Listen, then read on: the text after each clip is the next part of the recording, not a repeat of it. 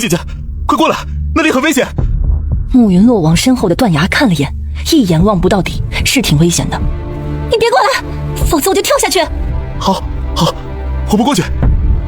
云姐姐，我错了，你别离开我，我保证以后再也不会伤害你的家人。我不会嫁给你的，我只是把你当弟弟。好，你说什么就是什么。你先过来好不好？放我走，我要去找我爹娘。好，我陪你去。慕云洛抿了抿唇，他知道这是谭台灵能做出最大的让步了。他刚想往谭台灵那边走，冷不丁一只箭雨向他飞了过来，他下意识的一躲，人不由自主的往后倒去，紧接着是强烈的失重感。慕云洛猛地坐起身，他晃了晃有些昏沉的脑袋，想看看周围的环境，可入目的却是一片黑暗。失明了，还是已经死了，进地府了？他摸了摸自己的身下，好像铺了一层竹垫，看来没死呀。可是这是哪里？姑娘这么看着我，是不是相中我了？慕云洛赶紧垂眸低头，这人怎么看着有些不正经呢？但应该是他救了自己，救命之恩大于天，有容乃大，不跟他计较这些。慕云洛柔柔地开口：这位壮士，是你救了我吗？谢谢。韩潇看着他低眉顺目的样子，心里莫名有些不爽。干嘛要低下头啊？那么好看的一张脸看不到了。韩潇这几天每天都去山里的深潭浮水，他在水里游了几圈，顺便还捞了几条鱼，可那股躁动并未消减。韩潇有些无语地想，难道真的该娶亲了？可是上哪儿找个合心意的媳妇呢？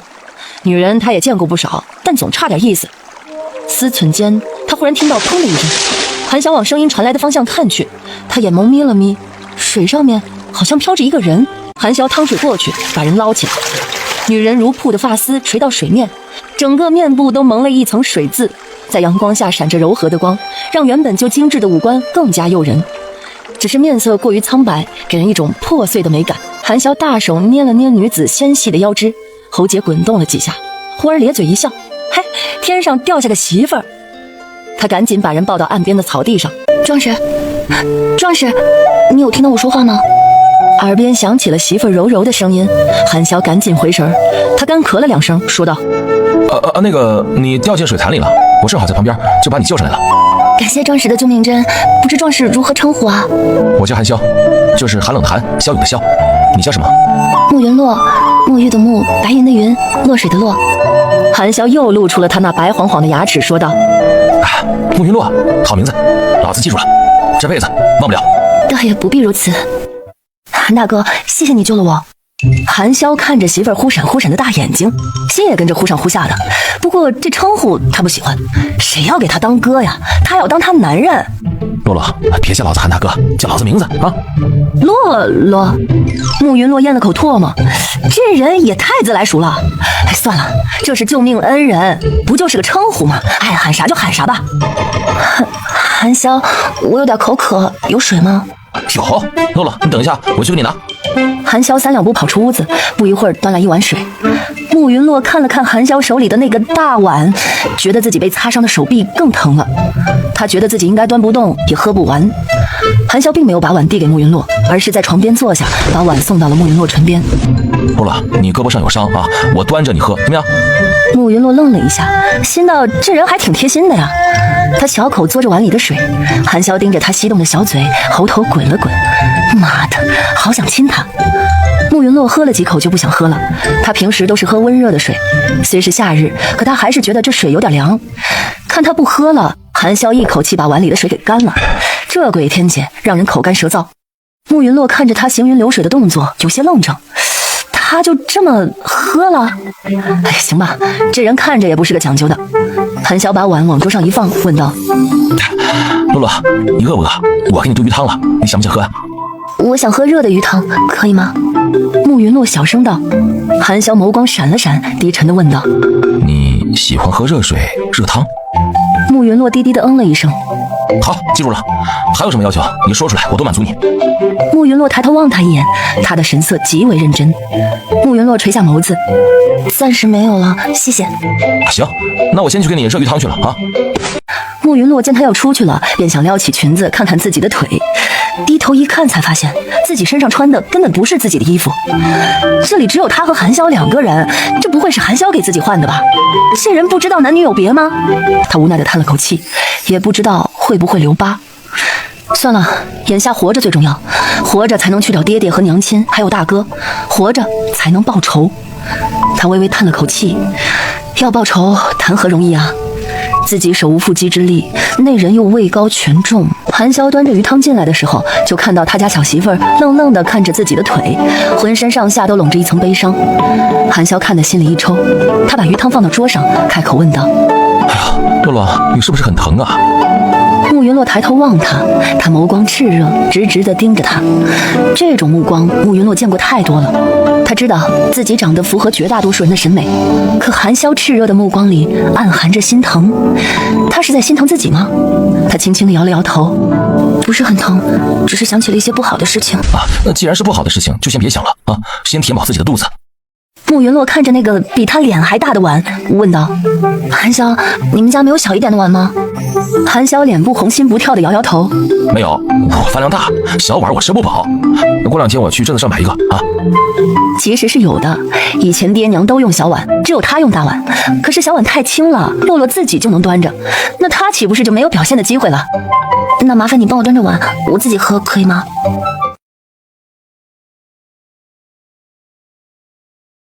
哭什么呀？鱼汤很难喝吗？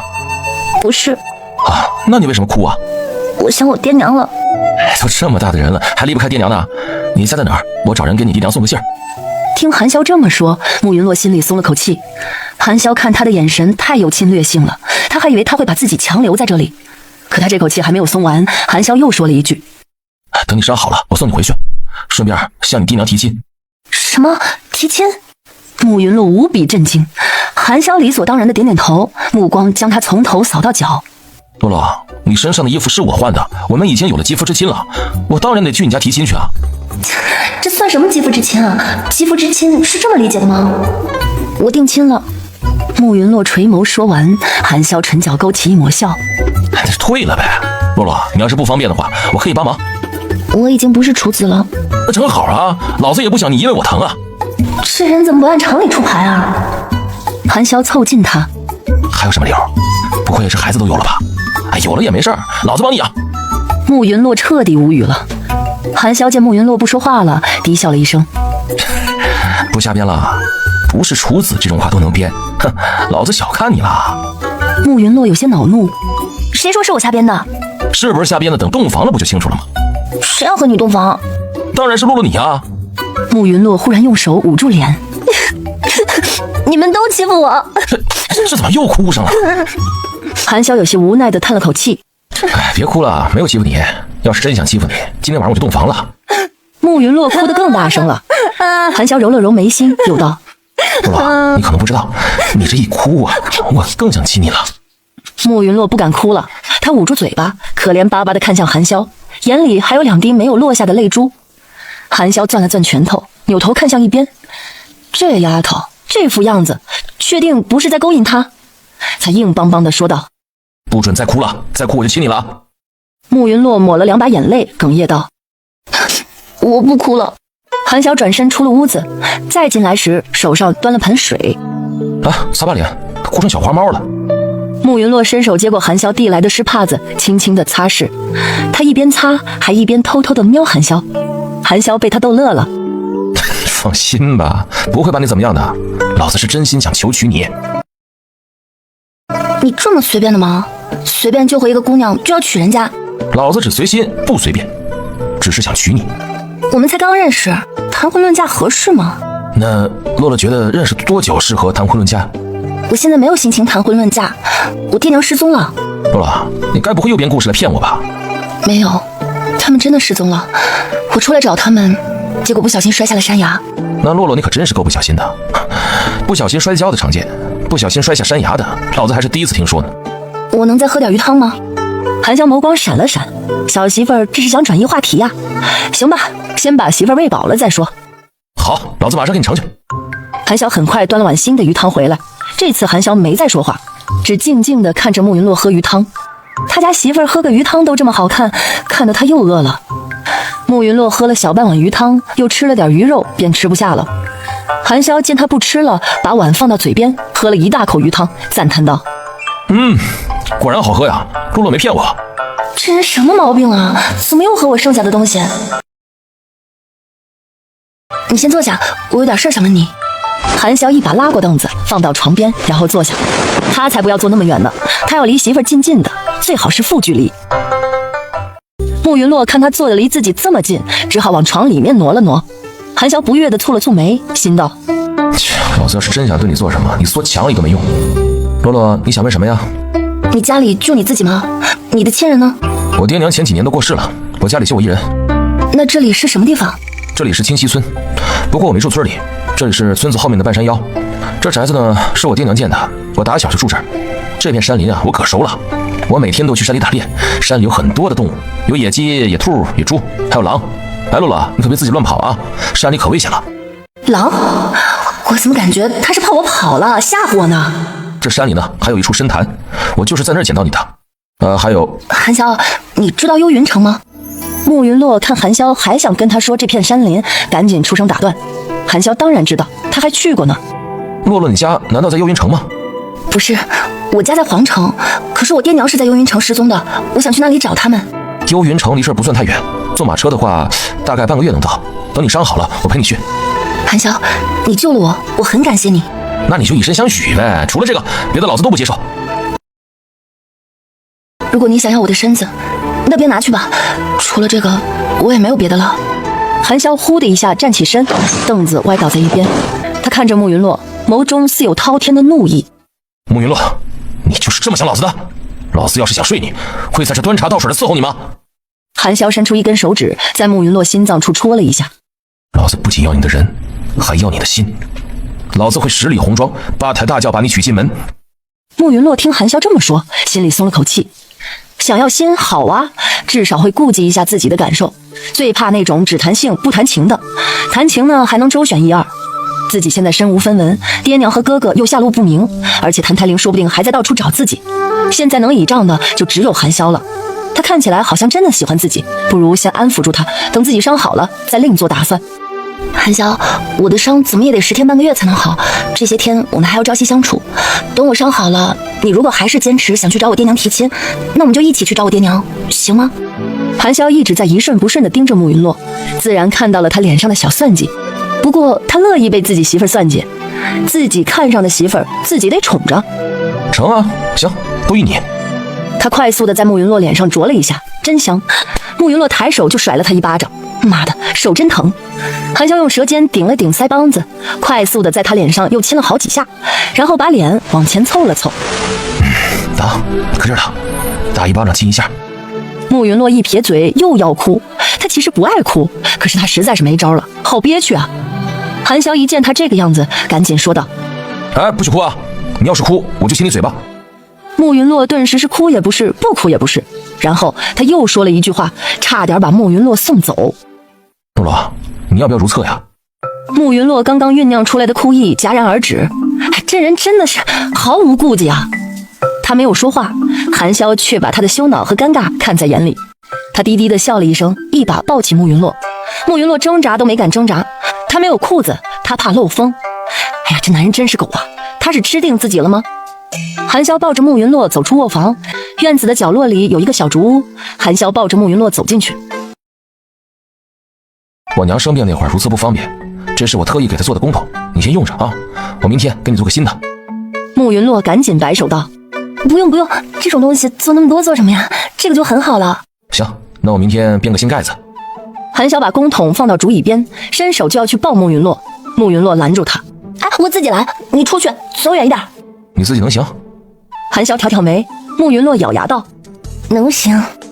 这人心是有多大呀？他都不会尴尬的吗？你别逞强啊，要是不行就喊我。慕云洛在心里翻了个白眼儿，你才不行呢，姐行得很。韩潇在院中站定，然后看天。今天是初6，月亮不太明亮，星星倒是不少。韩潇长期练武，耳聪目明，他能听到小屋里悉悉嗦嗦的衣服摩擦声和哗哗声。哎，这小媳妇太害羞了，这点事儿算什么呀？以后他们会做更亲密的事情。韩潇捏了捏手指，刚才抱媳妇儿的时候又碰到了光滑的小腿，那触感仿佛还萦绕在指尖。一会儿问问媳妇儿要不要在院子里看会儿星星，这样就能多抱一会儿了。他可真是个大聪明。露露，你想什么呢？没想什么呀，就是觉得这里的星星很好看。对了，韩潇，你家里有没有裤子和短衣衫？穿裙子有些不方便。家里没有，明天我去镇上给你买。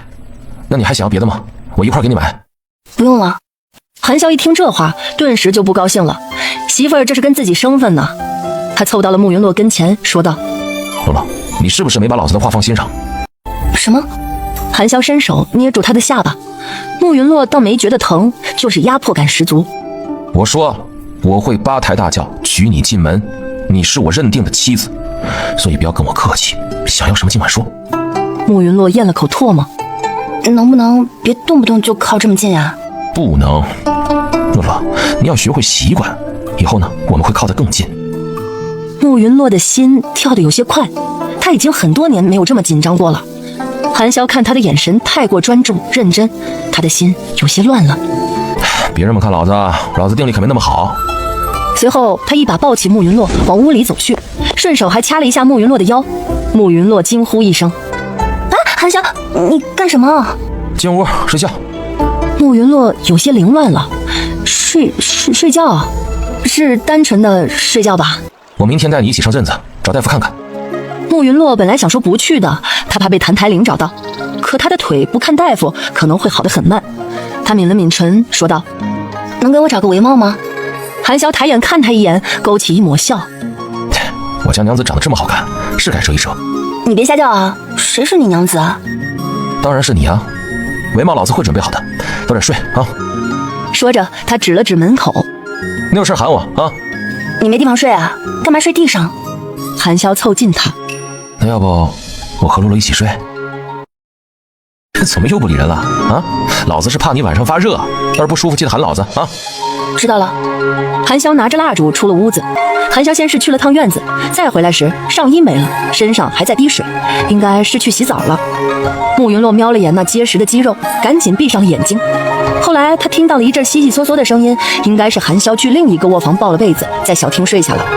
慕云洛闭着眼睛，却不敢睡过去，他心里很乱，身上的伤口也隐隐作痛。过往的记忆如同幻灯片一样，不时地在脑海里闪过。他努力思考着未来该怎么办。也不知过了多久，慕云洛听到了韩潇轻微的鼾声，他这才渐渐放下心来，让自己慢慢陷入睡眠。等他睡熟了，地上的韩潇却睁开了眼睛。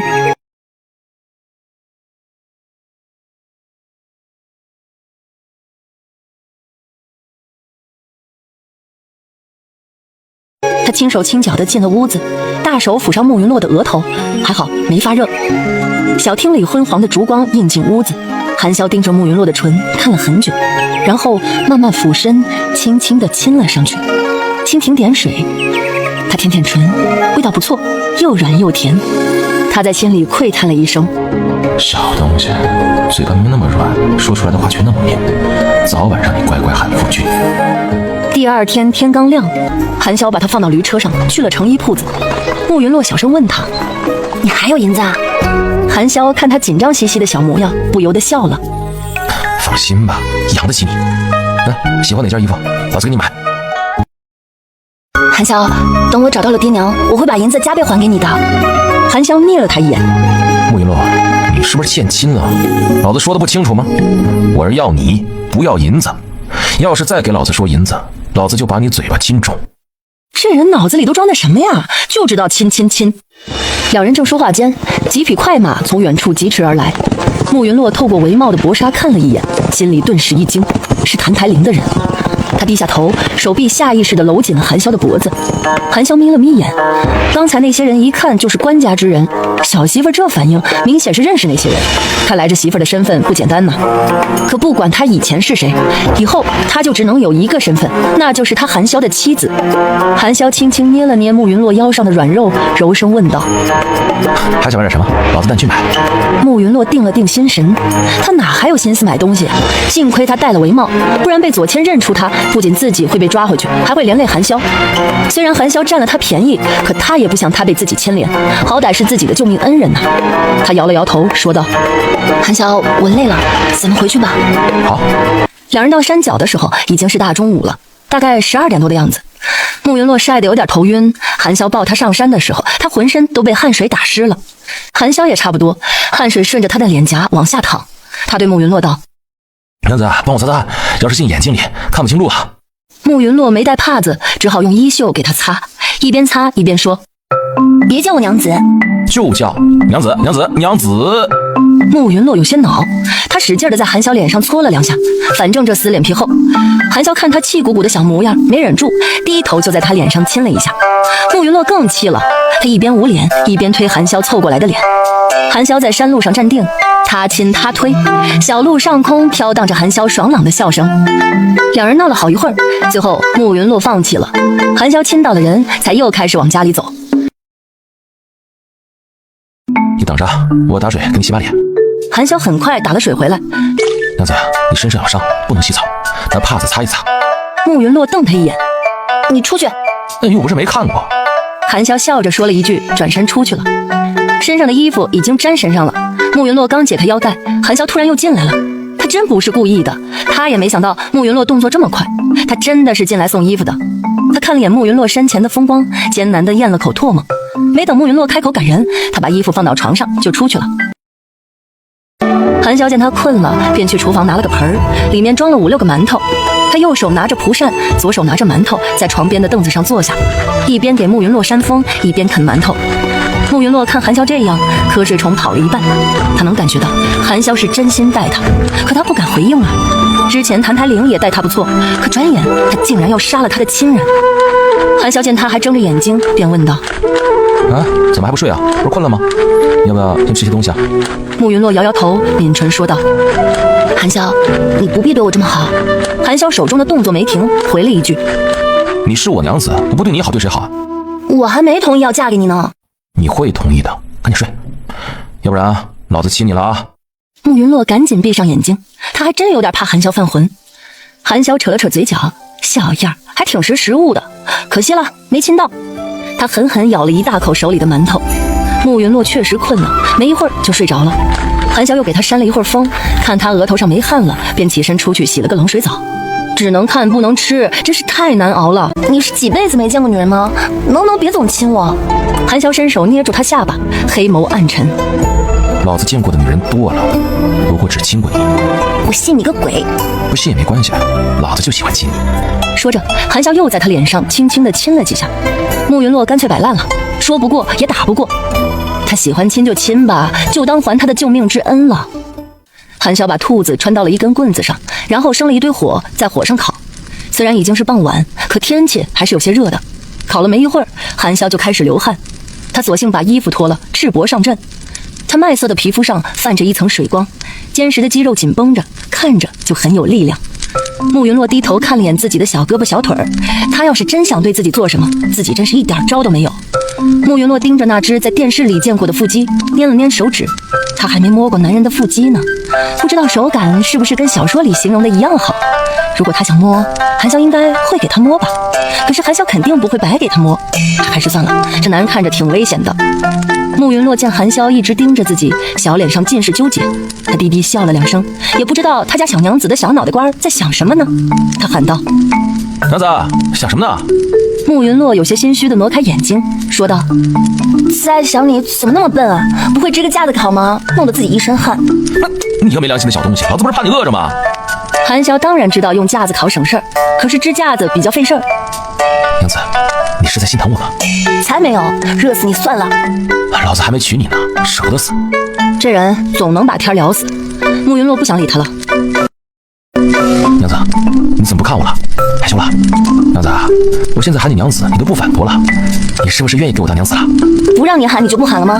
娘子，你喜欢男孩还是女孩？我喜欢女孩，跟娘子一样的女孩。大兄弟，咱俩八字还没一撇呢，你都考虑到生孩子了吗？娘子，闭嘴！你怎么那么多话呀？韩潇盯着慕云洛粉嫩的唇瓣，要不然娘子帮我堵上。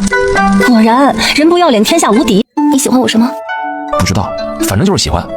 老子把你从水里捞出来的时候，就认定你是我娘子了。你要是想让我心甘情愿的做你娘子，那就要学会尊重我。韩潇盯着他的眼睛说道。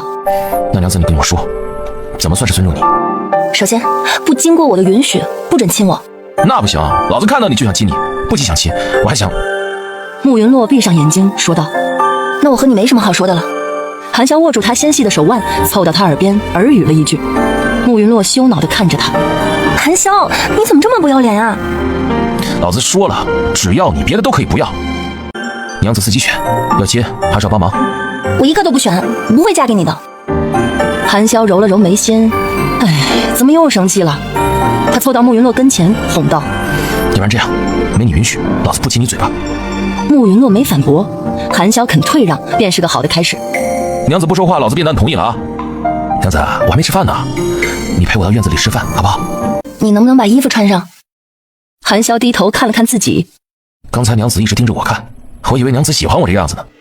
慕云洛垂下眸子，他是挺喜欢的，可是他不能承认，否则韩潇在家里可能连裤子都不穿了。你穿不穿？穿，老子先把你抱出去。能不能给我做根拐杖？那老子不比拐杖好用啊？可你不在家的时候，我要是想下床走走怎么办呀？成，明天给你做。不过老子在家的时候用我啊，别用拐杖。慕云洛扭头不理他。这粥啊，确实好喝。以后做饭，娘子动嘴，老子动手，行不行？慕云洛点点头。韩潇凑到他跟前，在他脸上亲了2下。慕云洛蹙了蹙眉，说道：我没洗脸。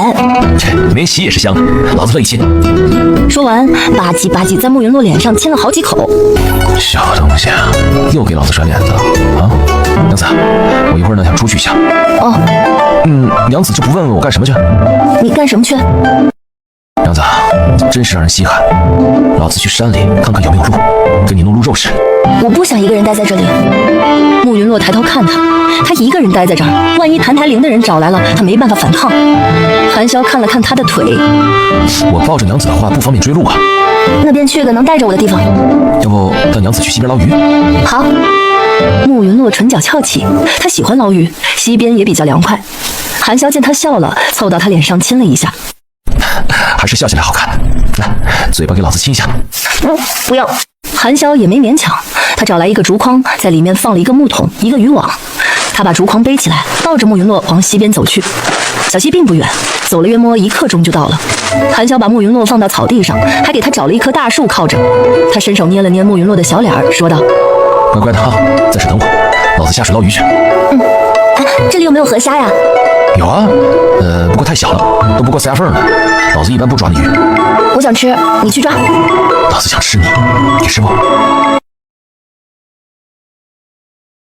慕云洛就这样静静地看着韩潇在溪水里忙碌，耳边不时传来几声清脆的鸟鸣。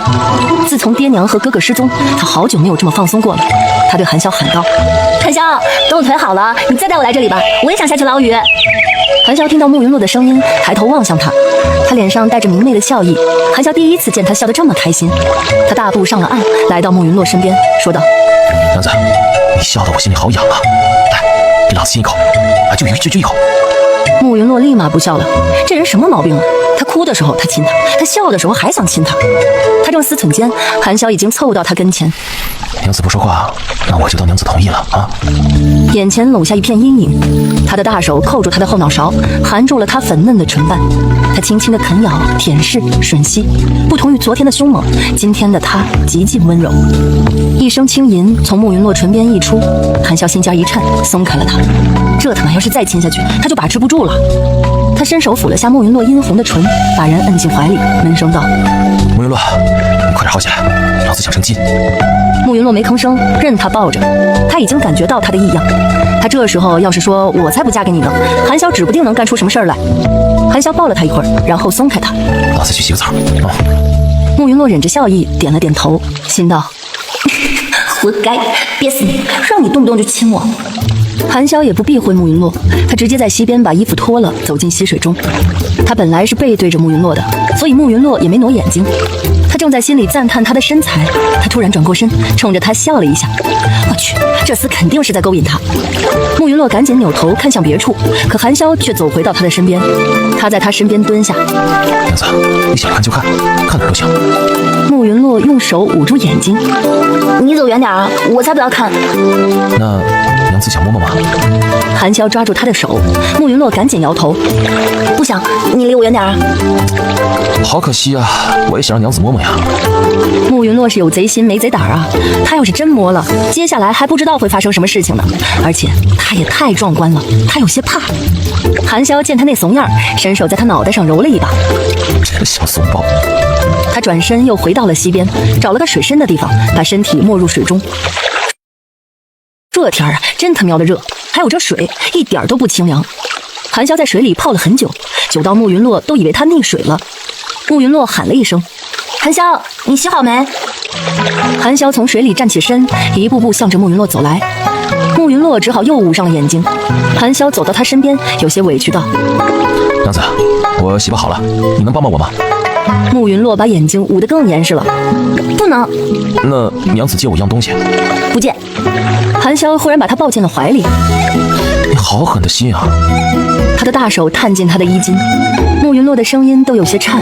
韩潇，别。嘘，娘子，乖乖别动，我不会在这里要你。慕云洛身上都冒汗了，心都要从嗓子里蹦出来了。韩潇的手指沿着他光滑的脊背一路探索，等摸到他的小衣带子，他轻轻一拽，然后他继续往上探索，把脖梗后的带子也拽开。他把慕云洛的小衣拽出来后，终于松开了慕云洛。娘子，我忍不住了，别生气。慕云洛别过头看向远处，低低地嗯了一声。韩潇灼热的呼吸打在他的颈边，慕云洛觉得自己的浑身都在发烫。许久之后，韩潇闷哼了几声，慕云洛半边肩膀都麻了。他小声说道：“你好了没啊？好了就赶紧起来，冻死了。”脸颊传来一阵温热，这狗男人又亲他。娘子等我一下，我去洗洗。我给娘子把这小衣洗一下。丢了吧，我不穿了。那我就当娘子送给我了。韩潇去溪水里洗澡，这次他很快就出来了。慕云洛抬头看他一眼，然后迅速别过眼睛。你就不能把衣服穿上？韩潇在他跟前蹲下，手里还捏着他说的小衣。韩潇已经把小衣洗过了，那上面的并蒂莲还泛着水光。韩潇看了眼慕云洛粉红的小脸儿，笑道：“娘子，你害羞了？这要搁现代，他早打电话报警了。”娘子，你得习惯我这个样子，毕竟以后你还要用呢。慕云洛伸手打在韩潇的手上。韩潇，你够了，我们回去吧。娘子看我一眼，我就抱你回去，否则今天这衣服老子就不穿了。你怎么这么不要脸啊？不是说过了吗？只要你。韩潇飞快地扫了他一眼。看过了，可以回去了吗？好，回去，以后天天给娘子看。谁他喵的要天天看啊？会长针眼的。吃饭的时候，慕云洛问韩潇：“你怎么又去镇子了？昨天不是刚去过？”去给你买小衣。我还有的穿，不用买。我用啊。慕云洛脑子里不可控制地飘过他穿上肚兜的画面，有点惊悚。他瞄了韩潇两眼：“你穿得下？”老子是男人，怎么会穿那个呀？你穿，一天换一个，换下来的给老子用。韩潇，你有毛病吧？老子是得病了，相思病，你又不给老子治，你要不要跟我一起去啊？不去，太热了。昨天在镇上看到了谭台林的人，他可不敢再去了。家里有没有地窖？一般的农户家里都会有地窖，用来储藏果蔬。娘子问这个做什么？天太热了，地窖里比较凉快。韩潇看向慕云洛，眸色暗沉。娘子，昨天镇子上那些人是来找你的吧？不是疑问，是肯定。慕云洛眸光闪了闪，没有回答。他们是关家的人，是吧？你怎么知道？我见过他们。娘子，我父亲是个秀才，小时候呢，他经常跟我说，书中自有黄金屋，书中自有颜如玉。可是我自小就不喜欢读书，父亲硬逼着我读了好几年，见我实在不是那块料，并要跟我说不能读万卷书，就行万里路。所以我从14岁开始，我就经常出去游历。3年前我去过皇都，他们穿的衣服我认得。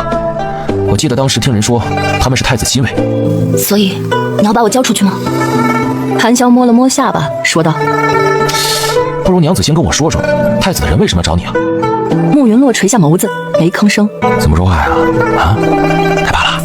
我都跟你说了嘛，老子喜欢你，要娶你，不会不管你的。你不怕吗？他是太子，他连我父母亲人都容不下，更何况是你。所以说，太子想跟老子抢娘子，娘子之前说定过亲，不会是跟太子定了亲吧？娘子之前说定过亲，不会是跟太子定了亲吧？没有，没有什么呀？没有和太子定过亲，还是压根就没定过亲？跟谁都没定过。慕云洛垂头。那你说的不是处子，也是骗我的，还是给了太子？这话问出来的时候，韩晓已经咬牙切齿了。骗你的。小骗子，以后不许再骗老子。他伸手轻轻摩挲着被他蹂躏过的红唇。你是我的，老子不会把你给别人。说完，他再一次含住了他柔软的唇瓣，大手也开始不安分的到处游离，耳边是他含糊不清的话语：我的，都是我的。慕云洛身子发软，心跳咚咚的响。此刻的韩潇太不正常了，跟个疯批似的。慕云洛伸手在他腰上使劲掐了几下，他终于松开了他。慕云洛大力的呼吸了几下，颤声道：韩潇，你别这样，我害怕。韩潇抱着他的手紧了紧。乖，别怕，老子不会伤害你。老子就是太开心了，你是完完全全属于老子的。所以他之前编的那些鬼话他都信了，真难得呀，他居然没有处子情节。不过看他这样子，终归还是在意的吧。娘子，你伤好了以后有什么打算？我想去幽云城找我爹娘。岳父岳母去幽云城做什么？爹娘和哥哥是要去临江国的，只是路过幽云城。娘子刚才说太子容不下岳父岳母，难道岳父岳母的失踪跟他有关？我陪娘子一起去，我在江湖上有些朋友，娘子跟我说一说岳父岳母有什么特征，我让他们先帮忙找一找。慕云洛眼睛里迸发出亮光。真的吗？你真的会帮我找爹娘？当然是真的了，你是我娘子，你的家人便是我的家人。慕云洛眼里的光突然暗淡了下去。可是谭台灵都找不到，你能找到吗？找不找得到总得试一试吧。江湖上小道消息比较多，现在没消息那也算是个好消息啊，至少他们应该现在还活着。慕云洛微微点头。你说的对，他们都还活着，这比什么都强。露露，别怕，老子会保护你。谢谢你，韩潇。感谢他没把自己交出去，感谢他的不畏惧，感谢他的喜欢。宝贝儿，感谢那不能只口头说说呀，要有行动的。得，白感动了。不过他的算计都是摆在明面上，不像谭台灵什么事儿都瞒着他。韩潇要是知道慕云洛的想法，肯定会心虚，因为他也有事儿瞒着他。慕云洛抬头轻轻地在韩潇脸上亲了一下。这样感谢行吗？韩潇摸了摸被他亲过的地方，咧嘴一笑。娘子，你主动亲老子了？你主动亲老子了，老子好开心呐！慕云洛唇角一勾，嫌弃道：笑得真傻。傻就傻呗，老子乐意。哎，别闹了，你这里有纸笔吗？我画一下爹娘和哥哥的画像，你让你朋友帮忙打听一下。韩潇抱着慕云洛进了书房，把他放到桌边的椅子上。慕云洛画得很快，大半个时辰就画好了，就是简单勾勒了轮廓，重点放在面部。韩潇拿起画看了看。娘子，你这画挺传神呢。慕云洛催促他：你赶紧把画送出去，让你朋友帮忙找。行，我这就去。你乖乖的待家里，地窖就别去了，里面太乱了。如果真的有人找过来，你先稳住他们。要是他们一定要带你走，给我留个信儿，我一定会去找你的。他伸手抚上慕云洛嫩白的脸颊。不罗，你相信我，除非老子死了，否则老子不可能把你让给别人。慕云洛点点头，他把慕云洛抱回卧房，安心的睡一觉啊！我把院门锁上。韩潇给他打了一盆凉水放到桌上，又把拐杖拿到床边。那老子走了啊。我等你回来。好，那晚上教老子擀面条。韩潇走后，慕云洛在床上躺下，他根本睡不着，脑子里都是关于和谭台灵的过往。4年前，应该是一个夏日的夜晚，他当时正在皇城郊外的庄子里。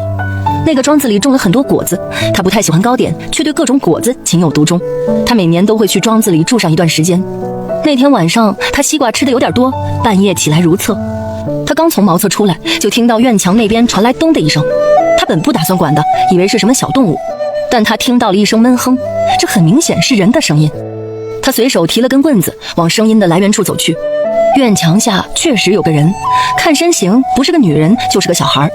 慕云洛提着灯笼走过去，那人抬头，入目的是一张清秀的脸，但是很明显是个少年，他脸上还有未干涸的血迹。弟弟，你受伤了？少年抬眸看了他一眼，然后低低地嗯了一声。你还能走吗？我带你去上药。少年笑了笑，那笑容干净澄澈。谢谢姐姐，我走不动了，姐姐能扶我一下吗？慕云洛把男孩扶进了一间客房，然后去自己的屋子里拿了一药箱。受上辈子的影响，他去哪里都会备上一些常用药。他把药箱放到桌上，问道：弟弟，你伤在哪里了？少年指了指腹部。这里。慕云洛松了口气。你脸上有血，我还以为你伤到了脸。你长得好看，伤到脸就不好了。少年看了慕云洛一眼，低喃了一句：好看吗？慕云洛点头。好看啊，妥妥的小鲜肉。少年唇边漾开一抹笑。姐姐，能给我弄点水来吗？我想洗洗脸。慕云洛很快给他端了盆水进来。姐姐帮我看一下，干净了吗？慕云洛认真看了看，随后点了点头。洗干净了。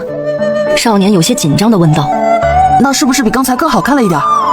慕云洛愣了一下，他刚才就是随口一夸，这孩子还挺较真儿。他又点点头。少年笑了。姐姐，我叫阿玲，你叫什么？慕云洛。姐姐，你不是要给我上药吗？少年开始解衣服。既然伤在腹部，你自己也能上药。你上了药可以在这里休息一晚。姐姐，我背后也受伤了。慕云洛觉得这小孩有点怪，虽然在自己眼里他就是个孩子，但是毕竟是古代，他都不防备的吗？慕云洛思忖间，少年已经背对着自己褪下衣衫。阿玲，你饿吗？少年抬起湿漉漉的眸子望向他。姐姐有吃的吗？等着，姐姐给你煮面吃。晚上的时候，慕云洛吃的凉拌面，面条擀得有些多，他便晾了起来，佐料也是现成的。他很快做了碗炸酱面出来。等他把面端到屋子里的时候，阿玲已经收拾妥当。慕云洛把面放到桌上，说道：我煮了很多，你能吃多少就吃多少。少年点头，纤细的手指拿起筷子，一口一口地吃面。他吃得很慢，但却一点也没剩下。等他吃完了，慕云洛笑道：没想到阿玲还挺能吃的。少年有些紧张地说道：姐姐会嫌弃阿玲能吃吗？怎么会啊，能吃是福。那我走了，你早点休息。少年盯着慕云洛的背影，眼里闪着诡谲的光。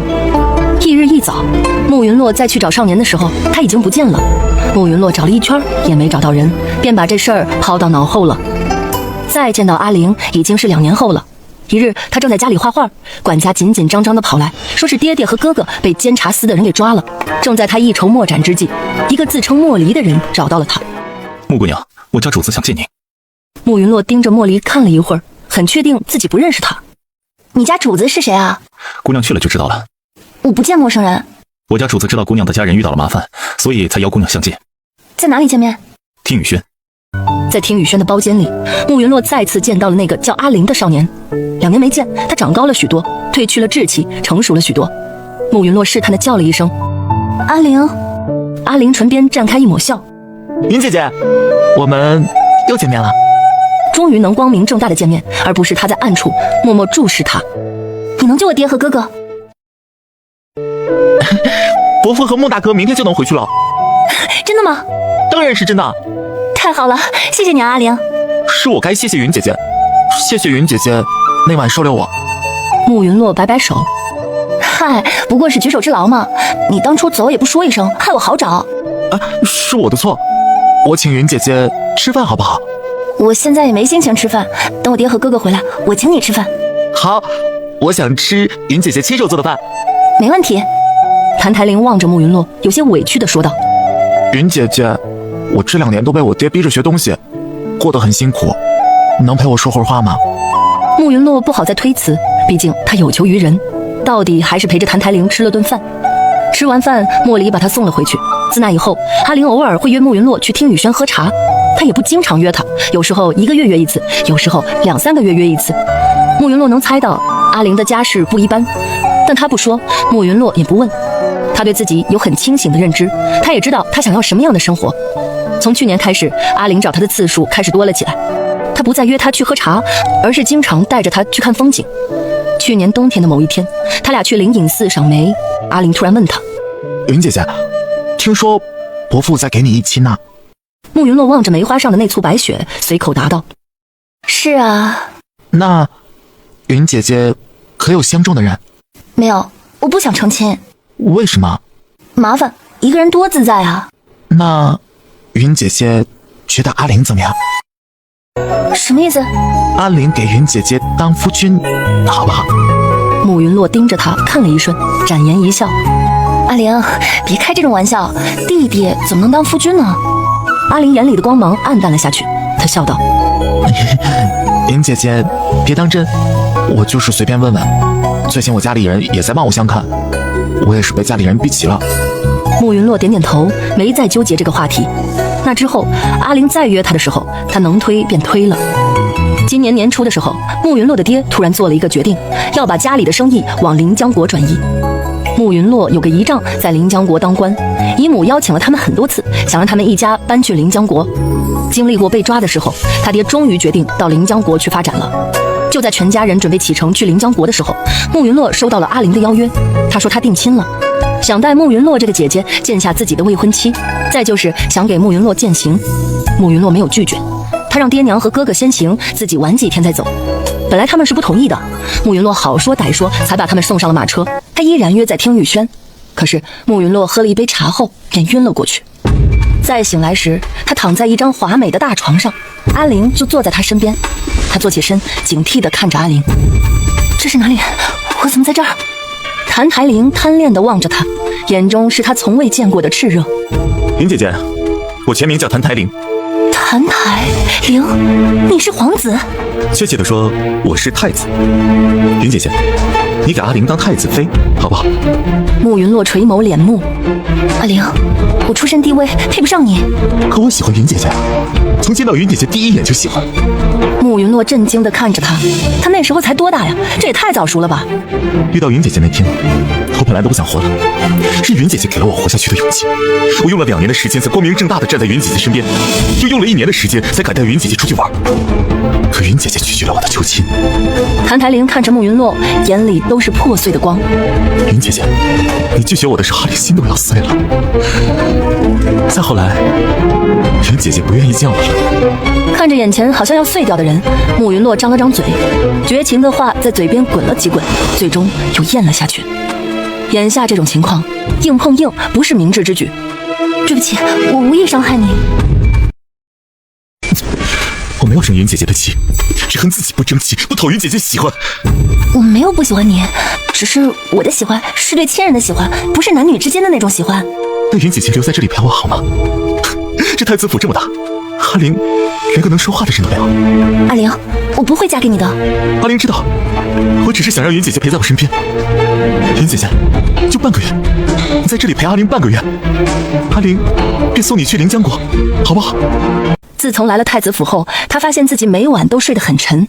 经过观察，他发现这屋子里点的香不太对劲儿。就在前天晚上，他悄悄地把香灭了，藏了起来。迷迷糊糊睡到半夜，他听到屋门响了，随后脚步声传来，有人走到了床边。一阵窸窸窣窣的声音过后，有人躺在了他的身旁。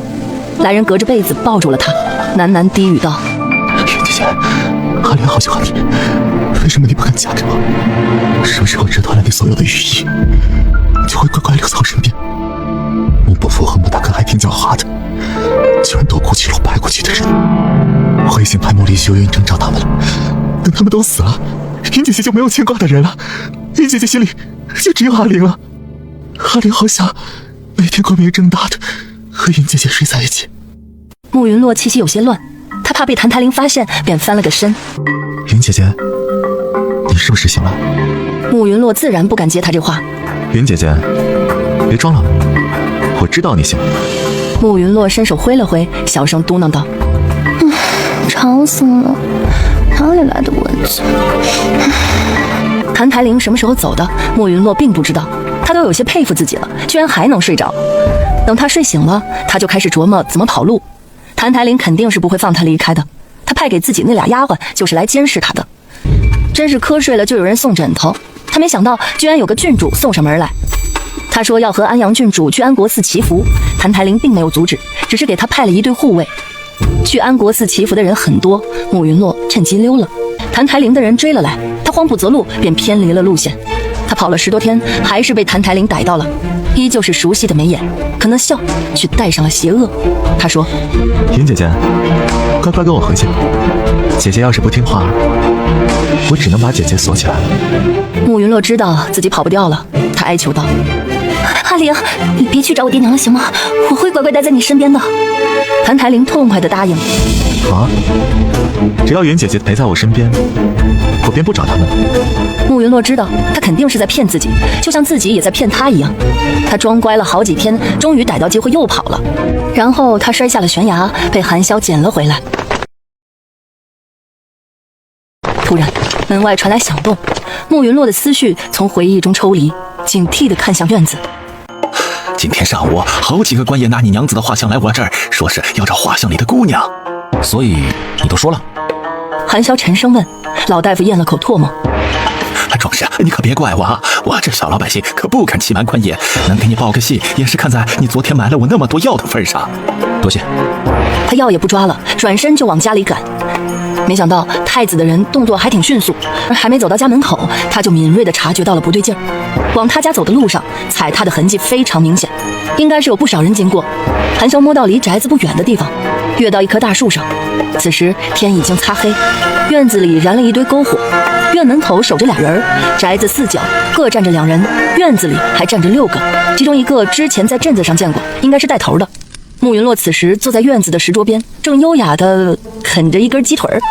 韩潇乐了，他家娘子真是什么时候都忘不了吃。韩潇并没有轻举妄动，看现在这情形，慕云洛应该是把他们稳住了，今晚8成会在这里过夜。他从怀里摸出几个包子，也开始吃了起来。包子本来是给慕云洛买的，既然他啃上鸡腿了，那自己吃了吧。2个人，一个在院子里慢条斯理地吃鸡腿，一个在树上大口吃包子，也算是共进晚餐了。大约过了1炷香的时间，慕云洛终于啃完了鸡腿。侍卫统领左谦赶紧让人去打水给慕云洛净手。慕云洛洗完手，又拄着拐杖在院子里溜达了1刻钟。他觉得就他这老牛拉破车的磨蹭劲儿，韩潇应该已经知道自己今晚会待在这里了。他想了想，对左谦说道：“左统领，你找个人把厨房里的野鸡和野兔给剁了吧。猎户大哥和嫂子好心收留我，我总得报答人家不是？大哥陪着大嫂回娘家了，明天就回来。我这腿也不太方便，正好你们来了，就替我给大哥大嫂干点活吧。哦，对了，你们带银子没？给我救命恩人留点银子吧。至于留多少，你就看着办吧。毕竟我也不知道我这条小命在你们太子殿下那里值多少银子。”左谦嘴角抽了抽，心道：“您可真会出难题啊！您是太子殿下心尖叫上的人，我把身上的银子都拿出来也不够啊。”这穆姑娘看着温柔娴静，跟个仙女似的，幺蛾子倒是不少。左谦找来2个人，真的去厨房剁鸡、剁兔子去了。剁完之后，慕云洛又让他们洗干净。洗干净之后，慕云洛又说缸里没水了，让左谦派人去挑水。挑完水之后，左谦怕慕云洛再折腾，赶紧说道：“穆姑娘，您早点休息吧，明早我们得早点启程，太子殿下还等着您呢。”慕云洛扫了眼院子，说道：“你们一会儿把那个鸡和兔子都炖了，现在天气热，生的容易坏。对了，明天走之前把院子给人家打扫干净，顺便把菜地里的草也拔一下。还有，我明天早上想吃鸡汤馄饨。”左谦低头应了。见慕云洛进了屋，才抹了把额头上不存在的汗。他这护卫当的是不容易呀。韩潇在树上把院子里的一切尽收眼底，看着自家的娘子把那些护卫指使得团团转，他不厚道的笑了。他家娘子还真是会物尽其用啊！猎户大哥还有个大嫂，真行啊！见慕云洛进了屋，韩潇恋恋不舍地收回目光，一边闭目养神，一边思索该怎么把慕云洛带走。要是晚上动手呢，慕云洛今晚肯定休息不好，而且夜黑风高的，容易受伤。那就明早把人带走吧。打定主意后，韩潇便在树上闭目休息，他也不敢睡着，怕出什么变故。第2天天刚亮，韩潇便去昨天放东西的山洞，他拿了包点心，晃晃悠悠地往家走。快走到门口的时候，门口那俩护卫唰地拔出了刀，厉声问道：“什么人？兄弟，你们站我家门口，问我是什么人？什么事？”此时左谦从门内走出，问了一句。韩潇挠了挠头，装傻道：“这一宿没回来，我家里怎么来这么多人呢？啊，穆姑娘呢？”门口的动静不小，慕云洛听到韩潇的声音，便拄着拐杖出来了。他看到韩潇大咧咧地站在门口，心道这厮胆子真大呀。韩潇看到慕云洛出来了，举了举手中的点心，说道：穆姑娘，你嫂子不放心你，让我给你送些点心。慕云洛抿唇笑了笑，看来这厮把昨天他的话听进去了。你赶紧让那俩人把刀收起来，看着怪吓人的，这可是我的救命恩人。左谦冲着那2个护卫点点头，2个护卫收了刀。慕云洛又道：你们身上杀气重，离远点儿。大哥是老实人，你们别吓到他。老实人？韩潇？那么大的个子，胆子只有鸡蛋大小。慕云洛见左谦不动，就要上手推他，左谦赶紧后退数步。这可是太子殿下的女人呐，他可不敢跟慕云洛有肢体接触。见左谦大人都退了，门口那俩护卫也识趣地往旁边挪了几步。慕云洛这才对韩潇说道：大哥，谢谢你啊，点心给我吧，我正好饿了。韩潇又往前了2步，等距离足够近了，他快速伸出手，一把抱起慕云洛，向着旁边的密林窜去。门口俩护卫愣住了，左谦呆傻在原地。等左谦反应过来跑出门口时，韩潇已经抱着慕云洛窜出去老远了。你俩去通知太子殿下，剩下的人跟我去追。俩护卫刚跑到山下，就碰到了太子的马车。俩护卫扑通往马车前面一跪：太子殿下，穆姑娘被壮汉掳走了。谭台灵坐在马车里，手摩挲着腰上的玉佩，咬牙道：姑赶来1夜的路，你现在告诉姑，云姐姐被人掳走了。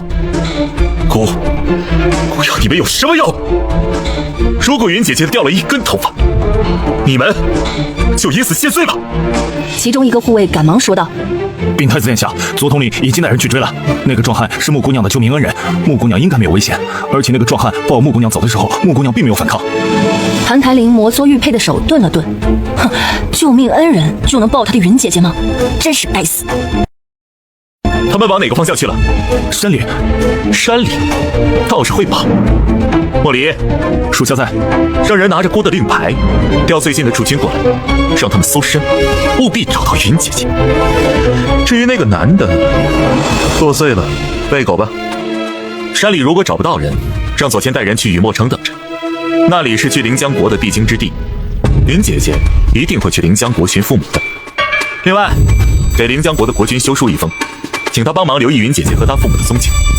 如果能找到人，姑必有重谢。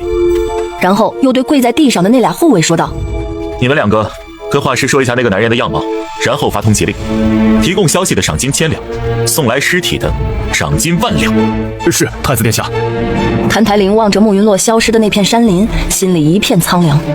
云姐姐，我把所有阻碍我们在一起的人都除掉了，却把你弄丢了。阿玲，好想你。良久之后，谭台灵抬了抬手，说道：走吧，莫离，我们回宫。老皇帝病得够久了，该驾鹤西去了。坐上那个位置，找起人来会更趁手一些，只是以后要离宫就不怎么方便了。与此同时，要被谭台灵剁了喂狗的韩潇抱着慕云洛在山林里穿行，他太熟悉这里了，很快就甩开了左谦他们。韩潇抱着慕云洛进了存放物品的山洞，他大手在他身上捏了一下。一晚上没见，想老子没？老子可是一晚上都在想你啊！他把人在身上转了个方向，让公主抱变成了举抱。来，让老子亲亲。他扣住慕云洛的脖颈，把他摁向自己，含住了他粉嫩的唇瓣。他的唇瓣微凉，似带了山间的清凉。韩潇轻轻地啃咬着，吮吸着，然后霸道地侵入，汲取他口中的甘甜。慕云洛很快软倒在他怀里，任他予取予求。山洞里有张石床，韩潇在上面铺了干草，又在干草上铺了褥子。子，乖乖的在这等我啊！我去把那些人解决掉，回来再等你。慕云洛拉住他的袖子，哎，小心点，打不过就跑。韩潇握住他的小手，捏了捏，真他娘的软。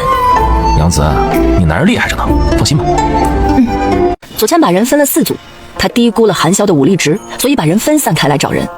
这样的安排却方便了韩潇，他手起刀落，直接抹人脖子，眼睛都不带眨一下的。他最后去寻的左谦那一组，把其他人解决了之后，他把左谦踹翻在地，大脚踩在他的胸口上，嚣张道：回去告诉谭台林，慕云洛是老子的，以后别他妈过来骚扰他。你是谁？我好像在哪见过你。功夫逊，眼神也不咋地。老子是谁？老子是慕云洛的男人。说完，韩潇转身离开了。等他走远了，左千艰难地爬起身，踉跄着往山林外走去。韩潇回去之前，先去溪边洗了个澡，这一身血污，别吓着他家娘子。慕云洛自韩潇走后，心里就七上八下，忐忑不安，脑子里各种纷乱的画面不断闪过。当韩潇的身影出现在洞口时，他激动地想跑过去。哎呀，这么激动做什么呀？才一会儿没见就想老子了？韩潇，我有点怕。怕什么呀？老子不回来了吗？啊！慕云洛没说话，把小脸贴在他胸前，听着他有力的心跳。不一会儿，居然睡着了。睡得倒是快，也不怕老子把你吃干抹净了。想要在这山里待多久啊？2、3天吧。娘子，你跟我说说你和谭台灵的事吧。慕云洛看他一眼，有什么好说的？他就是个疯批，为了把我留在他身边，想要杀了所有我在意的人。娘子怎么认识他的？4年前，我在郊外的庄子避暑，半夜起来如厕，他受伤翻进了庄子，我看他可怜，收留了他一晚。认识那么久了吗？为什么我没有早点认识娘子呢？我宁愿从来没有认识过他。不，娘子要认识他，没有他，我也遇不到娘子。娘子，你把你和谭台灵之间的事情好好跟我说一下，这样我才好判断他是个什么样的人，然后猜一下他接下来会怎么行动。你还有这能耐？娘子是看不起我吗？慕云洛赶紧摇头，绝对没有啊，我只是有点吃惊。韩潇望着他，笑道：哼，你男人能耐多得很，以后让娘子慢慢见识。好啊，拭目以待。韩潇伸手在他脑门上轻轻敲了一下。别转移话题，赶紧说你和他的事儿。慕云洛莫名觉得自己像个出轨的小妻子，在被丈夫逼问和奸夫的奸情。哎，呸，他才不要和谭台灵有奸情呢。他叹了口气说道：那你听了之后，不准笑我傻，更不准乱吃醋。老子为什么吃醋啊？你又没和他睡过。慕云洛咽了口唾沫，小声道：一起睡过一张床，算睡过吗？不是说没跟他做过吗？为什么跟他睡一张床啊？那你们做了什么？韩潇看向他湿漉漉的眼睛，你别反应这么大嘛，我们什么都没做，他在我屋里点了迷香，只是睡在我旁边。韩潇轻轻摸了摸他的头顶。娘子，以后你只跟我睡，好不好？你还要继续听吗？听。娘子的过去，老子不曾参与，但是娘子的将来都会有老子。娘子要不要吃些鱼肉啊？慕云洛点点头，他确实饿了，他也不知道韩潇想到哪出，只能先顺着他，静观其变。吃不下了，你肚子里的醋消化完了没？消化完了就吃点东西。娘子要是喂我就吃。慕云洛拿过碗，给他也舀了一碗鱼汤，他用勺子搅动了几下，舀了一勺送到他唇边。喝吧。韩潇伸手接过他手里的碗，把鱼汤一口干了。慕云洛无语，这是鱼汤，不是酒啊。韩潇把碗放到一边，伸手抱起他。你不吃饭，你抱我干嘛？娘子比饭好吃。衣服的破裂声响起，身前传来一阵凉意。慕云洛看着韩潇手里的布条，惊声道：韩潇，你干嘛撕我衣服？老子要看你。你发什么疯啊？老子是疯了，极度疯的。你摸谭台灵不摸老子？我什么时候摸他了？你给他上药的时候，你没摸他吗？还有，你被迷晕的时候，他说不定抱过你呢，亲过你，说不定还跟你做过。韩潇，你够了！我从来都没有让你喜欢我。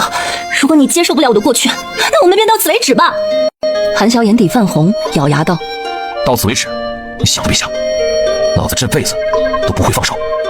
慕云洛压下眼里的失意，那你想怎么样？霸王硬上弓？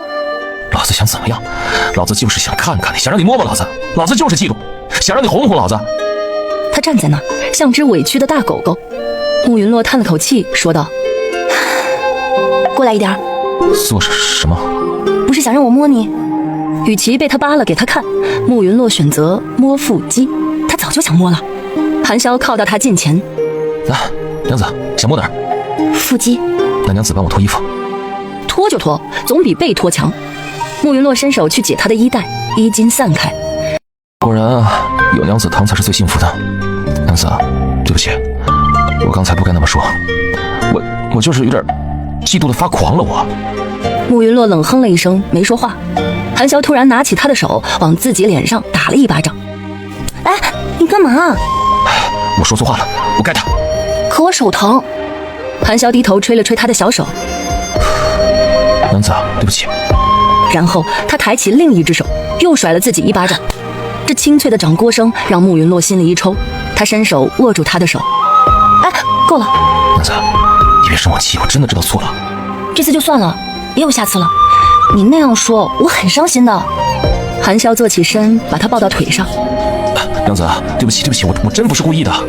好了，原谅你了，别再道歉了。娘子真好，我好喜欢娘子啊。韩潇，我不是傻子，不会连自己有没有被强都不知道。韩潇低下头，对不起，是我口不择言，是我混蛋，是我自己硬要喜欢娘子的，我不应该被嫉妒冲昏头脑。我知道娘子不喜欢谭台灵，可是我还是嫉妒她比我更早认识你。我嫉妒娘子给她上药，我嫉妒娘子给她做过饭，我嫉妒她和娘子一起看过很多的风景，我更嫉妒她曾经和娘子躺在一张床上。我想杀了她。慕云洛心里一颤，他问道：“那你会嫉妒我的家人吗？”慕云洛，给我个机会，我会好好爱你的。好。娘子，你同意了啊？慕云洛看了韩潇一眼，他的脸上绽放着喜悦的笑容，黑眸里闪着光。用得着这么开心吗？看着好傻呀。娘子，我饿了。啊？他这是哪种饿啊？走，陪老子吃饭去。你折腾了这么久，那鱼汤都凉了。没关系，老子高兴，吃什么都香。在慕云洛的坚持下，韩潇又把鱼汤热了热，才就着干粮开始吃。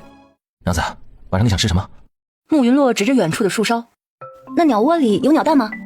应该有吧，不过那玩意儿那么小，它不顶饿呀。我想吃烤鸟蛋。韩潇往自己身下瞄了瞄，娘子这个癖好有点吓人。成，一会儿老子就掏鸟窝去，顺便再打2只野兔。想什么呢？怕不怕？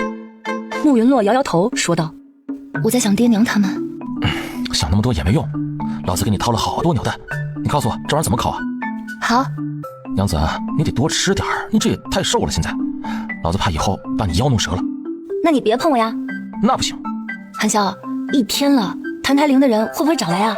娘子放心，他们打不过老子，来个100-10号人，老子都不怕。要是调军队来搜山，那怎么也得2天才能调来。你一个人打得过100-10号人？打得过，老子说过会保护你的。事情确实如韩潇所料的那样。左谦回去之后，没敢把韩潇的原话带给谭台灵，只说那个猎户看上了慕云洛，他们的人除了他都折在了山林里。谭台灵并没有发怒，这情况也在他的预料之中，就按照之前的部署，让手下的人各自办事去了。慕云洛伸手，我的果子。韩潇又拿了个果子放到慕云洛手里。小馋猫。慕云洛津津有味地啃果子，韩潇磨了磨牙。慕云洛，以后你不会为了一个果子让别人亲你吧？你想吃什么果子，老子都给你寻来，不能给别人亲，知道吗？慕云洛有些气恼地瞪了韩潇一眼。韩潇，我不傻。怎么不傻呀？那个谭台灵一开始就对你没安什么好心，岳父和大酒阁入狱8成就是他设计的，你还傻乎乎的把他当恩人，还好你没看上他，要不然被人卖了还得帮人数钱呢你。被他这么一说，自己是有点傻哈。他气哼哼道：“那你以后别亲我了，省得被我传染了傻气。”不行，以后我得多亲近娘子，这样娘子就能沾染上我的聪明劲儿了。你滚吧，我不想和你说话了。韩潇笑着：“生气了？为父错了，娘子聪明着呢，是谭台灵那小子太狡诈，我家娘子就是太过善良了。”慕云洛扭过头不理他。娘子，你刚吃完老子摘的果子就不理老子了，这变脸是不是变太快了？谁让你说我傻？娘子不傻，我傻，乖啊，别生气了。那再给我一个果子吃。这个真不行，会闹肚子的。我要去睡觉了。说那么早做什么呀？哎，我们一起看书。看书？慕云洛看他一眼，韩潇点头。对。韩潇把他放到石床上，去堆放东西的地方扒拉一通，然后拿了几本书过来。他把书在石床上摆了一溜。慕云洛看了看那些书名，嘴角抽了抽。这都什么呀？必须要和娘子做的2、3事，怎样让你的娘子更快乐？追妻36计，日久生情，还有本稍微正常点的叫猎户家的娇娘子。他先是拿起那本追妻36计翻了翻，然后又看了看那本日久生情。要问为什么他要看这2本啊？答案就是这2本，一本是他写的，一本是他画的。他万万没想到韩潇会把他写的东西用到他身上，果然是天道好轮回，苍天饶过谁呀？韩潇翻开那本日久生情，指着其中一幅画问道：“娘子，你喜欢这样吗？”慕云洛别开眼睛，这种画不应该是自己躲在被窝里看的吗？韩潇为什么要问他？还问得那么认真。要是让韩潇知道这是他画的，韩潇会不会弄死他？娘子害羞了？害羞个锤子呀！他在琢磨，以后要是被韩潇发现了，他该怎么解释呀？韩潇又把书翻到了另一页。娘子，你看看这书上写的对不对呀？这样真的会……慕云洛真想找块豆腐撞死啊！我怎么知道啊？我又没试过。我擦，他刚说什么了？让他死吧！那现在试试。慕云洛赶紧摇头。哎，别，我腿还没好呢。行，那等娘子腿好了，咱们再试。滚！老子想好好伺候你，你却让老子滚，那老子真滚了。说完，韩潇便下了石床，往山洞外走去。嘿，这狗男人，让他滚，他还真滚啊！会不会听人话啊？慕云洛在石床上躺下，他才不信韩潇会丢他自己在这里呢。可是1刻钟之后，韩潇还没回来。慕云洛磨了磨牙，不会真滚了吧？刚刚还柔情蜜意，这会儿说走就走啊！男人果然都靠不住，臭男人，有本事就别回来！娘子，你是不是在心里骂我？你走路怎么没声音啊？故意吓我是不是？你不是滚了吗？还回来做什么呀？老子滚去给你烧水去了，现在滚回来伺候你洗漱，娘子满意不？哼，这声哼啊，7分娇3分媚，哼得韩潇想把他扑倒。不是说出了汗身上不得劲儿，老子帮你擦一下。你转过身去，我自己来。要么不洗，要么老子给你洗，选一个。你这什么毛病啊？喜欢伺候人？老子就喜欢伺候你，洗不洗？洗。娘子真乖。乖个屁呀！这厮弄完之后，居然把他衣服丢了，然后他把自己的衣服也剥了。娘子不是困了吗？一起睡。你去地上睡。不，从今天开始，老子天天抱着你睡。那你把我衣服还我。就这么睡。你混蛋！老子本来就不是什么好人。你身上硌人，我睡不着。睡不着，那咱们俩做点别的。啊，韩潇，你干嘛？种草莓。许久之后，慕云洛哭唧唧。韩潇，别闹了，我们睡觉好不好？韩潇把他摁进怀里。小怂包，看就见亲了。慕云洛本以为自己睡不着，可他一觉睡到了自然醒。韩潇没在他旁边，慕云洛喊了一声：“韩潇！”韩潇大步从洞外走进来，慕云洛已经坐起身子，薄被堆在腰间。韩潇盯着他身上的小草莓，眸色渐渐暗沉，都是他种的，真他娘的好看。慕云洛后知后觉地把被子挡在身前，瞪了他一眼：“好折腾，老子又不是没看过。”不仅看了，还尝了，回味无穷啊！慕云洛瞪他：“我衣服呢？”老子马上去拿啊！韩潇很快拿了一套红色的衣裙过来，来，我帮娘子穿上。我是腿受伤了，又不是手受伤了。老子乐意伺候你，你给不给老子伺候？行，让你伺候，小韩子。把老子当太监啊？是你非要伺候我。韩潇笑了几声，意味深长的道：“娘子，这太监可伺候不好你啊。”慕云洛哼了一声，说道：“哼，小韩子，早膳吃什么？”回娘子，吃肉粥和鸟蛋。两人用完早饭，韩潇把东西都收拾进一个大竹筐里，然后他背起竹筐，抱着慕云洛，继续在山林里穿行。慕云洛拿着块帕子，不时地给他擦脸上的汗。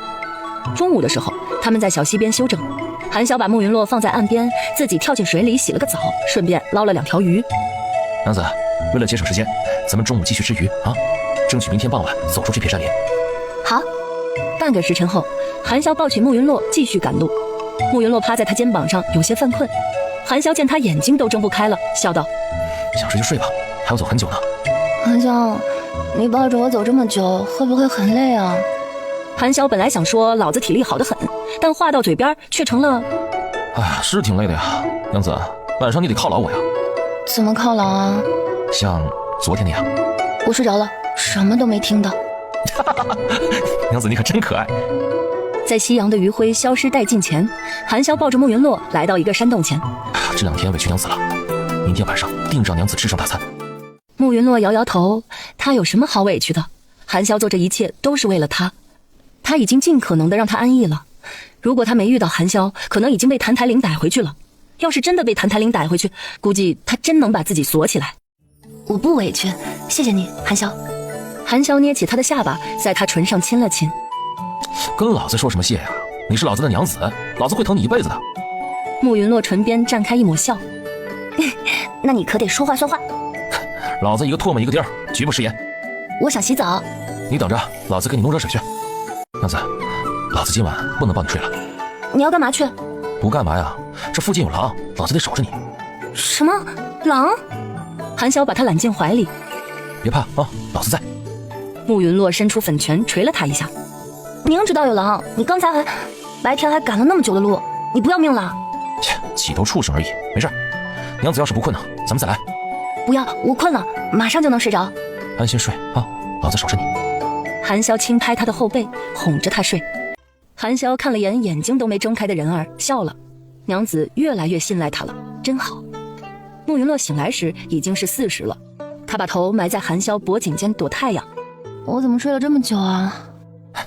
许是昨天晚上累到了。还不是都赖你？怎么就赖老子了？明明是娘子太娇弱，老子昨天晚上一宿都没睡，不是照样抱着你翻山越岭吗？我要是有你这本事，会掣肘于澹台陵。娘子说的对，那娘子要不要再睡一会儿？睡饱了。那一会儿吃些东西再睡。你干嘛老让我睡觉啊？韩潇嘴角勾起个痞笑。因为老子今天晚上不打算让你睡。不行啊，你昨晚就没睡，今晚必须要好好休息。老子不困。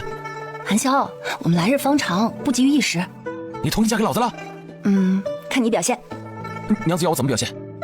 慕云洛伸手摸了摸他的脸，乖乖听话，好好爱惜身体，这样我们才能长长久久的在一起。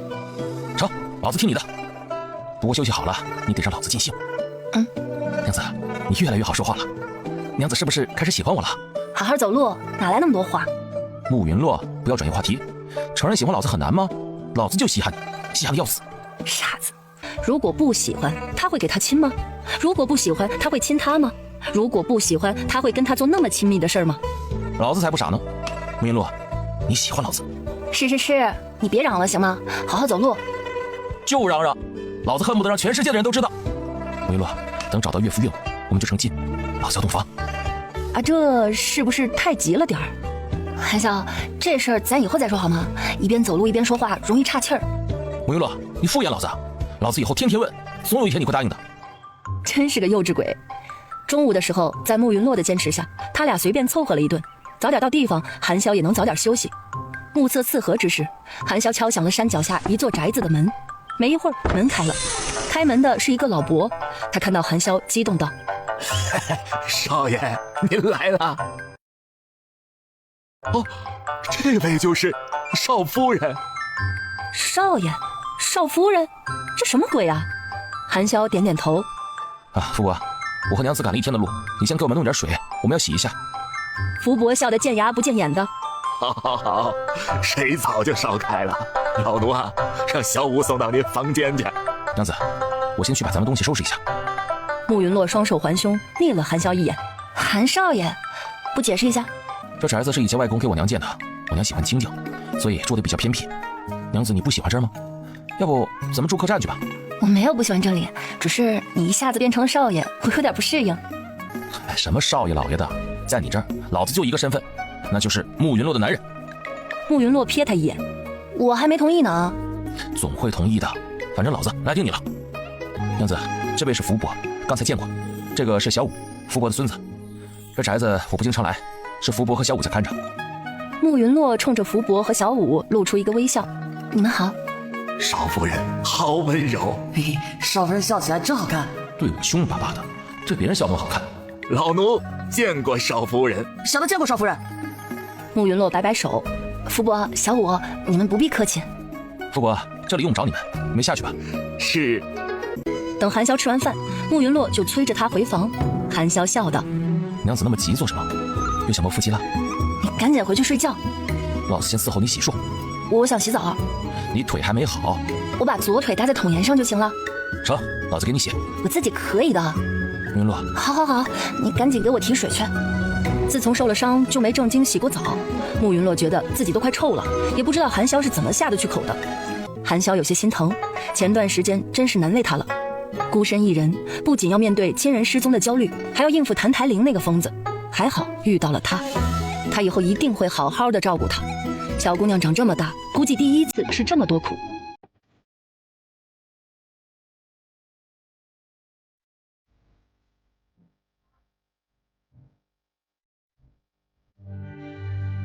这一生世间飞花青似梦，留下人转身，日记眼底星辰。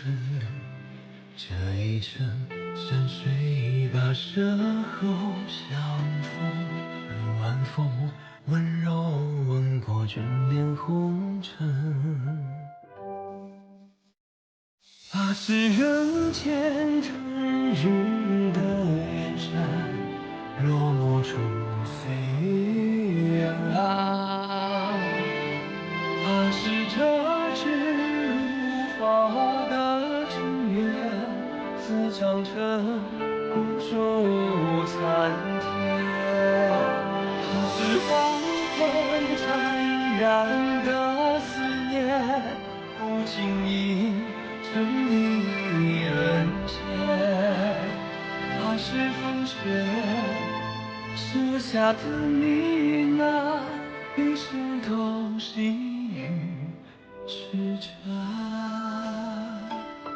睡醒后，两人一天没出屋子，慕云洛累瘫了，韩潇却神清气爽。慕云洛没想到韩潇把他写的东西学得那么好，还会举一反三呢，这擦边球打的能得世界冠军了。傍晚的时候，小五的声音在门外响起：“少爷，没有空吗？”慕云洛推了推在啃他脖颈的韩潇：“你出去看看，肯定有事儿。”韩潇不情不愿地下了床，随手披了件外袍。来这儿之后，韩潇没再穿那种短褂，而是穿起了长袍。慕云洛打趣地喊了他一声韩少爷，结果被他折腾了好久。没一会儿，韩潇就回来了。慕云洛没听到他俩说什么，便问道：“什么事儿啊？”韩潇无所谓道：“小五今天进城，看到了通缉老子的榜文，没想到老子还怪值钱的。”慕云洛坐起身，紧张地问：“那怎么办啊？你会不会有危险？”“没事儿，这一点老子早料到了。我们先在这里住几天，等你伤好的差不多了，我们就启程去临江国。”“那万一他们找到这儿怎么办呀？”“不会的，他们这会儿应该还在搜山。”“你不怕吗？”“怕个锤子！老子唯一怕的就是你不肯嫁给老子。”韩潇见他小脸上满是担忧：“放心吧，老子之前已经给朋友传过信儿了，让他弄2个会易容的人来，到时候咱们易容成夫妻，不会有人认出来的。”“真的有易容这种东西啊？”他果然是个见识短浅的菜鸡。“那为什么要易容成夫妻啊？兄妹不行吗？”“谁家兄妹会睡一起啊？”“我可以自己睡。”“老子要贴身的保护娘子，而且不抱着你，老子睡不着。”“那你以前怎么睡的？”“以前不是没有你吗？自从遇见你，老子天天都想抱着你睡。”“哼，这么会扶持人啊！我还以为韩少爷练过呢。”“你个小没良心的，不相信老子？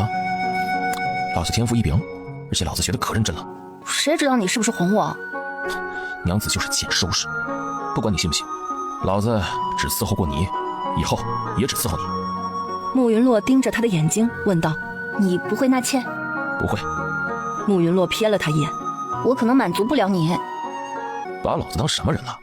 老子要是见了谁都能上，会到今天还没娶妻吗？”“你多大了？”“哼，娘子还真是没良心，现在才想起来问。”“不说算了。”韩潇被他气笑了，这小东西就冲着他横。21了。那是不小了。那你之前为什么不娶亲啊？娘子为什么不早点跳我跟前来呀？合着他不娶亲还赖他呀？慕云洛，以后不要问这种蠢问题，老子眼里心里都只有你。他轻声出了屋子，然后又出了院子。他在门口往空中甩了个信号，不到1刻钟，2个穿着黑色劲装的人出现在他面前。见过将军。韩潇瞥他们一眼，假一假二，面面相觑。那么大声做什么？别吵醒我娘子。让你办的事儿办得怎么样了？回将军，夫人的家人暂时没有消息。穆公子来信说，会易容的人已经往这边在赶了。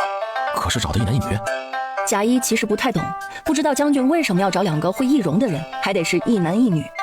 回将军，是一男一女，2人是兄妹。韩潇点点头。那就好。韩潇受不了别的男子触碰慕云洛的脸，所以他觉得他娘子应该也不喜欢别的女子碰他的脸，一男一女正好。韩潇问贾二：“谭台灵在做什么？”“回将军，他们在回京的路上。将军，你怎么突然关心起龙越国太子的动向？还有您怎么被通缉了？”“哼，老子抢了他心爱的女人。”“将军威武霸气啊！夫人来头还不小。”韩潇摸了摸下巴：“要回京了，那老子可得抓紧时间了。这龙越国可能变天了。”“将军的意思是？”“给宇文浩传个信儿，让他派人在边境接应一下，雨墨城这关不好过。”“是，将军。”“还要给李管家捎个信儿，让他帮我把大婚的东西准备一下。”“这么急的吗？”“好奇夫人长什么样子？将军好小气，都不让他们见见夫人。”“是，将军。”“将军，路上凶险，要不要属下们就近保护？”“别来碍老子的眼，你们在旁边，我还怎么跟我家娘子亲近啊？”“将军啊，人家都到处通缉你了，你怎么还只想着谈情说爱啊？”“对了，你俩明天去城里买些女子穿的衣裙，要最好的，除了白色，别的颜色都可以，最好是红色。将军，是买给夫人穿吗？这不废话吗？老子还有别的女人吗？咱府里不是住着一个吗？可能他家将军压根没把人家当女人。将军还有别的吩咐吗？韩潇想了想，说道：在安慰营里调6个女暗卫，要功夫好，忠心本分的，找人调教一下，到时候给娘子当丫鬟。还有，多派些人去寻岳父岳母的下落，老子急着成亲呢。将军太厚气了吧？他和夫人好像也没认识有多久啊。夫人莫不是妖精眼？怎么把将军迷成这样？没别的事了，你俩滚吧。贾一和贾二滚了，韩潇回了院子，他轻手轻脚回了屋。慕云洛还在睡，只是这睡姿……韩潇出去时给他搭了薄被在身上，他可能是热了。他背对着韩潇，薄被被他压在了身下。韩潇喉头滚动了几下，操，真是个妖精，专门克他的。他挥手弄灭了蜡烛，脱衣上床，接着睡。两人没羞没臊的在屋里待了3天，慕云洛实在是受不了韩潇了。韩潇，我想吃你烤的兔子，你明天去山里打猎去吧。不去，老子现在离不开你。娘子要是真想吃，我让小五去打。算了。慕云洛摇了摇头，这2天过得太安逸了，他都忘了他和韩潇还在逃亡。是不是在家待得无聊了？是有些闷。那明天带你出去玩。两人用完早饭后，韩潇拎起个篮子，抱着他往宅子后面去。我们干嘛去？带娘子见见公婆。慕云洛顿时有些紧张。啊？那你放我下来，我自己能走。老子喜欢抱着你，可我们这样显得太不庄重了。爹娘看我们这么恩爱，只会高兴。我不管，你把我放下来啊，要不然我今天就不理你了。成，你是我祖宗，快到的时候把你放下来，行吗？行吧。快到地方的时候，韩潇把慕云洛放到地上，然后牵起他的手，带他往墓地走去。韩潇把祭品摆上，又烧了纸钱，跪在地上磕了3个头。爹娘，儿子找到媳妇了，他叫慕云洛，儿子很喜欢他。你二老在下面好好的过日子，不用操心儿子，儿子以后有娘子疼就行。你儿媳妇有些娇弱，你二老可得保佑她健健康康的。儿子会多多努力，争取早日给你们添个大胖孙子。要是个孙女，你二老也肯定喜欢的，是不是？啊，还是他娘长这么俊，您孙女肯定是个大美人啊。韩潇絮絮叨叨说了一堆，这要不是在墓地，慕云洛非吼他2嗓子。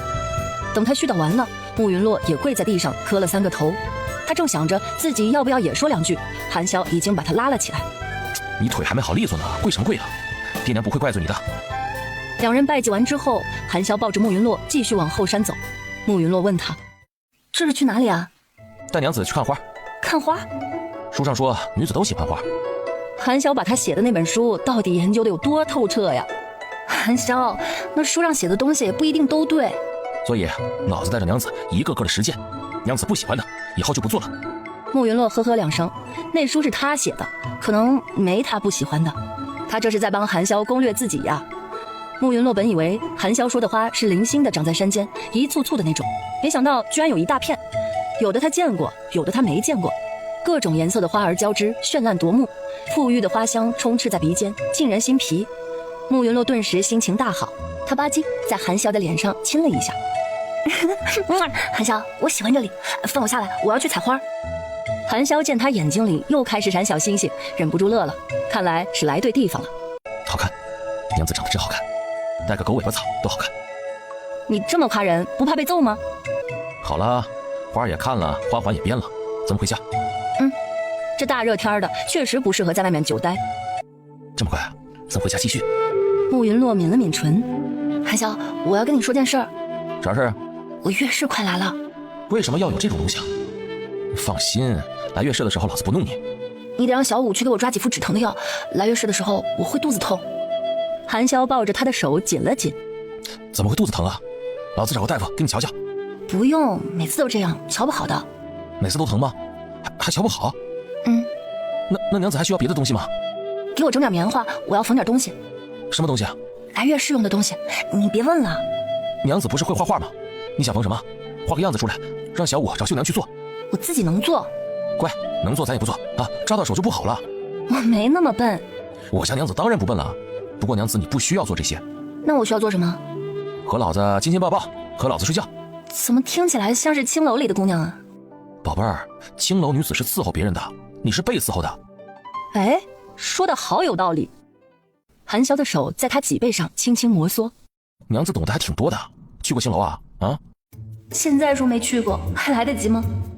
韩潇似笑非笑的继续道：娘子去青楼做什么呀？看男人啊？还是学习怎么伺候人呢？狗男人，问题真多。娘子怎么不说话呀？莫不是心虚了？慕云洛理不直，气也壮。我心虚什么呀？我去青楼怎么了？咱俩以前又不认识，你总不能连我以前的事都管吧？成，以前的事就算了，以后你是归老子管，不准再去那种地方了啊！我都没管你，你凭什么管我啊？娘子想管我什么呀？说来听听。除了床上的事，老子都听你的。温热的气息打在他耳边，嗓音带着一丝诱惑。宝贝儿，告诉老子，到底为什么去青楼？慕云洛被他弄得有些痒，只好说道：去做生意。哦，娘子还真是让人意外呀！做什么生意啊？青楼里都是女人，当然是做女人的生意了。你展开说说。女人家的事你也有兴趣啊？跟娘子有关的事儿，老子都有兴趣。韩潇，你就不能让我留点隐私啊？私密的事情都做过了，还有什么隐私啊？韩潇挑了挑眉，慕云洛扭过头不想理他。韩潇顶了顶腮帮子，好，那老子不问了，反正你以后去哪儿，老子都跟着你。夜深人静，万籁俱寂，屋内慕云洛带着哭腔说道：韩潇，你饶了我吧。韩潇盯着他的眼睛，眸色暗沉。那娘子答应，以后咱不去青楼了。好，不去了。韩潇伸手理了理他鬓角被汗水浸湿的发丝。宝贝儿，别骗老子，要不然老子让你1个月下不了床。慕云洛赶紧点头，现在他说啥就是啥，他实在是遭不住了。翌日，慕云洛睡到了日上三竿，他翻了个身，屋里扫了一圈。韩潇坐在桌边看书，慕云洛在心里哀嚎：要命了，他怎么还在看我画的画册呀？这次又换了一本。他感觉腿都有点打颤了。娘子睡醒了。慕云洛不想理他，这次总是在他迷迷糊糊的时候提要求，坏死了。啊，不理老子？慕云洛发现了，韩潇高兴和生气的时候就爱说老子，道歉和示弱的时候就会说我。韩潇，在你眼里青楼女子是什么样的人？韩潇不知道慕云洛为什么这么问，他蹙眉想了想，吐出了2个字儿：玩物。慕云洛唇角勾起一抹嘲讽的笑。是啊，绝大多数人都是这么觉得。他直视着韩潇的眼睛，可在我眼里，他们与大部分人没什么不同。同样是用劳动换取金钱，为什么他们就是低贱的呢？而且他们这个职业的出现，不是因为男人的需求吗？那些男人一边在他们身上寻乐子，一边看不起他们，还真是可笑。慕云洛的语气很平淡，韩潇的内心却很震惊。他干巴巴道：娘子，我没去过青楼。慕云洛看了一眼，说道：我又没说你，我只是在表达我的想法。好，娘子接着说。他目光放空，似是在回忆。龙月国皇城每年的七夕节都会有花魁比赛，我每年都会去看。5年前我去看花魁赛的时候，我很喜欢的一个小姐姐没获得魁首，我很不服气哎。我找到了那家花楼的老鸨，和他谈了笔生意。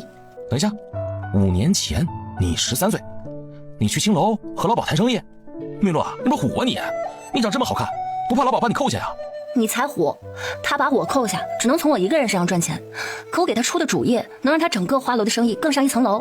他又不傻，自然知道怎么选了。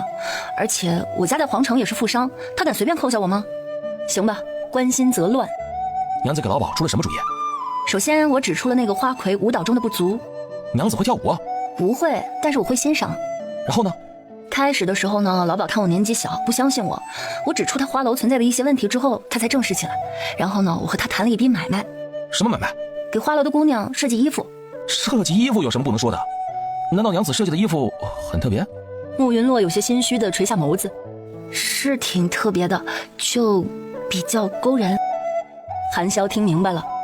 哦，娘子不肯告诉我，是怕我让你穿着衣服给我看是吧？他不勾引他，他都能整夜的折腾。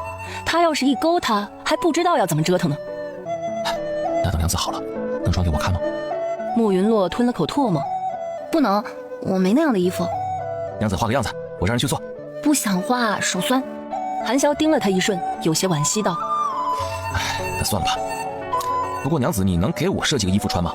慕云洛往他身上瞄了瞄，这么好的模特，不用白不用。他好想看韩潇穿那种色色的衣袍，想想就好激动。韩潇缠他的身子，他也缠他的。只是他是思想上的大神，行动上的菜鸟，谁让他体力跟不上呢？娘子，你口水擦一擦。慕云洛伸手抹了一下嘴巴，瞪他。哪里有口水啊？娘子一直盯着我看，在想什么呢？谁要了？那可不行，娘子伤着。滚！我是在想给你设计什么样的衣服。哦，那娘子想好没？没有，你想要什么样的？韩潇悠悠叹了口气。既然娘子不肯勾引我，那换我勾引娘子。娘子喜欢什么，我就穿什么。慕云洛眸子亮了亮。真的啊？当然是真的。慕云洛盯着他的眼睛问道：你不觉得我的想法很惊世骇俗，难以接受？娘子的想法是有些特别，不过娘子说的话也有道理。韩潇，我跟普通的闺阁女子不一样，你确定要娶我？韩潇的脸色顿时阴沉下来，他咬牙道：慕云洛，这种话老子不想再听见，不管你啥样，老子都要你。我以后可能会给你惹很多麻烦。韩潇睨他一眼：还有比谭台灵麻烦呢？应该没有了。放心，惹了麻烦，老子给你兜底儿。我以后还想继续做生意。娘子以后可能没那么多时间，以后呢，你就出个主意，具体的我给娘子安排人，赚的银子都是你的，成吗？那行吧，我会付工钱的。不需要，娘子只需要多陪陪我就行。这是让他肉偿？也行，反正不主动偿也得被动偿。你以后要是做了对不起我的事儿，我就卷铺盖跑路，你不能找我。韩潇黑眸猛地眯起。老子不会做对不起你的事儿，你要是敢跑路，老子就在深山里建个宅子，陪你住在里边。哼，那要是你以后有了新欢，还要抓着我不放吗？慕云洛，不是你一定要气老子是不是？我不是要气你，只是在说有这种可能性啊。喜新厌旧的人多了去了。娘子的意思是你也会喜新厌旧是吧？正常情况下不会，除非你对不起我。慕云洛，你不会老子就会啊，老子不会对不起你的，更不会厌弃你，老子死都得死你身上。别整天想那些有的没的，老子这辈子就指着你。知道了。慕云洛，不许厌弃老子，要不然老子就带你去深山老林里当野人。慕云洛，别的事情老子都能依你，但是老子绝对不允许你喜欢别的男子，明白吗？那能喜欢女子吗？慕云洛，你就仗着老子心疼你，现在不能把你怎么着是吧？哎呀，别生气，我就开个玩笑。那娘子答应我，只喜欢我一个。我只能答应你，只和你那个。至于喜欢，慕云洛，你要是敢说不喜欢老子，老子今天就弄死你，然后殉情。谁不喜欢你了？只是我喜欢的东西有点多，我喜欢我爹、我娘、我哥，我还喜欢果子、美食、好看的衣服、好看的人、好看的风景。傍晚的时候，宅子里来了2个人，韩潇去见了他们，很快又回了屋子。娘子，他们来了，咱们后天启程。翌日一早，慕云洛白着一张小脸，哼哼唧唧。韩潇有些无措地看着他。娘子，你很疼吗？不是已经喝过药了吗？慕云洛捂着肚子哼唧道：药效还没起来，可能要等一会儿。那我能做什么呀？你手热，帮我捂捂肚子。好，要不要用点内力？你还会那玩意儿？韩潇有些哭笑不得。当然。那你会轻功吗？当然会了。那你怎么没带我飞啊？等娘子肚子不疼了，老子就带你飞。娘子，你这要疼多久啊？慕云洛现在的样子看得他心揪。一般疼1天，有时候3天。怎么疼那么久啊？真的一点办法都没有吗？以后生了孩子就好了。那要不等娘子这次好了，咱们就生。韩潇，有件事我忘了跟你说了。什么事儿？我的体质不易受孕。那我们再想想别的办法。你不怕我以后生不了孩子？生不了就生不了，听说生孩子挺疼的，你看你来个月事都疼成这样，要是生孩子不得更疼啊？这厮是不是搞错重点了？娘子，你现在感觉好点了吗？刚才说了那么多话，应该好点了吧？慕云洛点点头。我想喝点热汤。好，我去给娘子端。娘子想喝粥还是鱼汤啊？鱼汤吧。3天后，他们一行4人终于启程了。会易容的2人名唤夏无雪和夏无冰。韩潇弄了辆朴实又舒适的马车，他和慕云洛坐在马车里，夏无雪和夏无冰赶车。韩潇问慕云洛：娘子，你肚子真不疼了？其实也不差这1-2天，咱们过2天再启程也是一样的。真不疼了，你看我像是疼的样子吗？娘子现在这样子，老子看不出来吗？差点忘记了，自己易容了。易容后，慕云洛对着镜子看了看，很平常的一张脸，丢在人群里半天也扒拉不出来的那种，他挺满意的。如果这样还能被认出来，那他就呵呵了。韩潇的那张脸也差不多，原本棱角分明的脸变得朴实无华。韩潇，我们要走多久才能到临江国？叫什么韩潇啊？叫夫君，要不然露馅了。才不要呢！要不叫你老爷或者少爷？韩潇捏住他下巴，凑过去吻他。乖，叫声夫君来听听。慕云洛伸手推他。啊，这你也亲得下去啊？怎么亲不下去啊？这唇还是娘子的唇呢。说完，他又去啃咬慕云洛的脖颈。慕云洛嘤咛一声，捶他。你干嘛？外面还有人呢。叫不叫？夫君，夫君，夫君，行了吧？韩潇舔了舔唇，真他娘的好听。慕云洛推开他的脑袋。别闹了。两人在车里打打闹闹，外面赶车的夏无雪和夏无冰有些无语。虽然车里的两人压着声音，但是他们都是习武之人，耳聪目明。4天后，他们到了莫离城，城门口处排着长队，不管是坐马车的还是走路的，都得接受官兵的盘查。慕云洛撩开帘子看了看，小声道：“这阵仗不会是找咱俩的吧？”韩潇往外面看了一眼，应该是。娘子，别紧张，就咱俩现在这样，咱爹娘来了都不一定能认出来。要不让夏无雪先过去看看，我眼皮直跳。好，韩潇冲着外面说道：“夏无雪，你到前面看看。”是。夏无雪很快回来了。少爷，前面的人拿着画像对着男子看画像，女子则有专门的嬷嬷检查。主子临走前吩咐他俩，让他俩喊他少爷。慕云洛和韩潇对视一眼，还真是冲着他们来的。慕云洛以前为了好玩，自己设计了一个蝴蝶图案，纹在了左手手腕处。夏无雪，你到城里来。是。他进来后，慕云洛挽起袖子，露出一截皓腕，一只栩栩如生的蓝色蝴蝶展翅欲飞。夏姑娘，这蝴蝶有法子遮盖吗？有，可需要很长时间。那麻烦你了。夫人客气了。夏无雪在慕云洛手腕处抹了一些药膏，然后拿出一块皮质的东西贴上，然后又在周围涂了一圈膏体。被他这么一鼓捣，那只蝴蝶便不见了，看上去很自然。慕云洛松了口气。夏姑娘，真是太谢谢你了。夏无雪瞄了韩潇一眼，说道：“夫人别客气，无雪先告退了。”等夏无雪出去了，韩潇伸手去解慕云洛的衣带，慕云洛捂住他的手：“你干嘛？”娘子左胸上有一颗红色的小痣，我帮娘子遮掩一下。应该不会让脱衣服检查吧？保险起见，还是遮一下吧。你会弄？当然会了。慕云洛松了手：“你行不行啊？不行就让夏姑娘帮我弄。”老子行不行？娘子不知道啊。啊，他不是那个意思呀。慕云洛压着声音道：“韩潇，你干嘛？种草莓。你让夏姑娘进来给我弄一下不行吗？不行，这里只能给老子看。要是露馅了怎么办？那就把那些官兵全杀了。”觉得差不多了，韩潇慢条斯理地给慕云洛整理衣襟。娘子，你那月事该没了吧？你这个时间问这事儿合适吗？韩潇给他系好衣带。怎么不合适啊？老子素了这么多天，想要不是很正常吗？韩潇不依不饶。到底还有没有啊？慕云洛又瞪他一眼。有。到了客栈，让老子看看。检查你个大头鬼！先把跟前的检查应付过去。老子头大不大？娘子还用检查呀？被韩潇插科打诨的闹了一通，慕云洛也没那么紧张了，马车往城中的客栈而去。那可有让你特意检查吗？没有，只看了手腕。现在老子相信，谭太灵没看过娘子的身体了。那颗红痣那么明显，又那么的妖娆，只要见过，肯定忘不了。慕云洛拧了他一下。你以为谁都跟你似的，一见面就扒人衣服？老子只扒过娘子的衣服。行行行，你还有理了。4人到客栈的时候，天已经擦黑。柜台边，一个人正在跟掌柜的说话。哎，店家，以前来这莫离城也没见过这么多官兵啊，这怎么回事啊？听说太子殿下丢了一件极为贵重的东西，整个龙月国都快被翻起来了。另一个人突然插嘴道：“什么太子殿下，很快就是皇上了，咱们的老皇帝驾崩了。”啊？什么时候的事儿？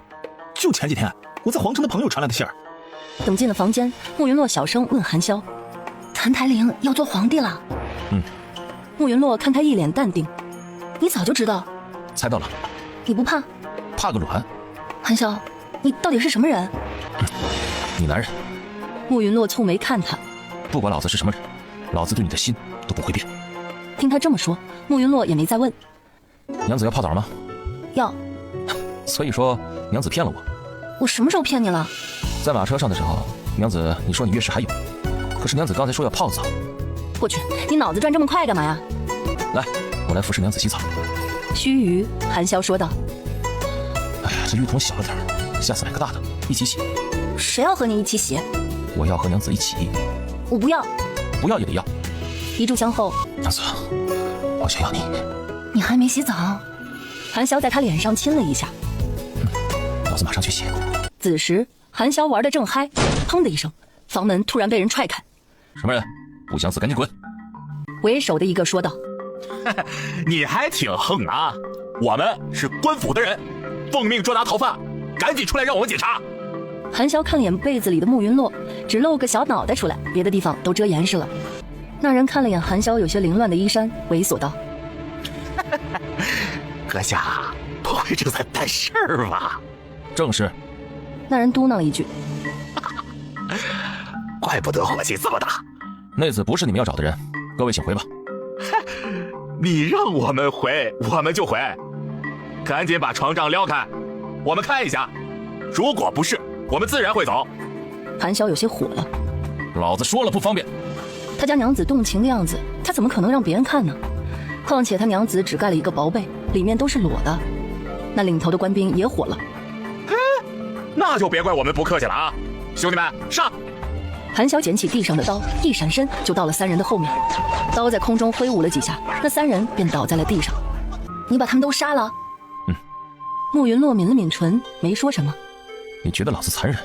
他们罪不至死，他们也有父母妻儿。韩潇已经给他穿好了衣服，蹲下身给他穿鞋。知道了，下次老子尽量留活口。韩潇抱起慕云洛，害怕就闭上眼睛，咱们先离开这儿。带路，韩潇抱着慕云洛在中间，夏无雪殿后。来福客栈不远，他们并未遇到巡逻的官兵，他们直接跃进了客栈的院子。夏无兵去敲门，里面传来贾谊的声音：谁？少爷来了。门很快打开，贾谊看到韩潇抱着慕云洛，行了个礼：见过少爷夫人。你去别的屋子里睡。是。韩潇进了屋子，脚一勾把门关上了。贾谊对夏无兵道：我们先去找贾儿，让他把房间让给夏姑娘，然后咱俩和别人接近。好。你还有多少人？跟着咱们的就这些。你故意不让他们跟咱们住一块儿？我家韩潇真聪明。那必须的，也不看看是谁的夫君。别臭美了，赶紧睡觉。翌日，韩潇给他领了6个丫鬟来。娘子，他们以前都是暗卫，以后我不在你身边时，就让他们保护你。你要做什么去？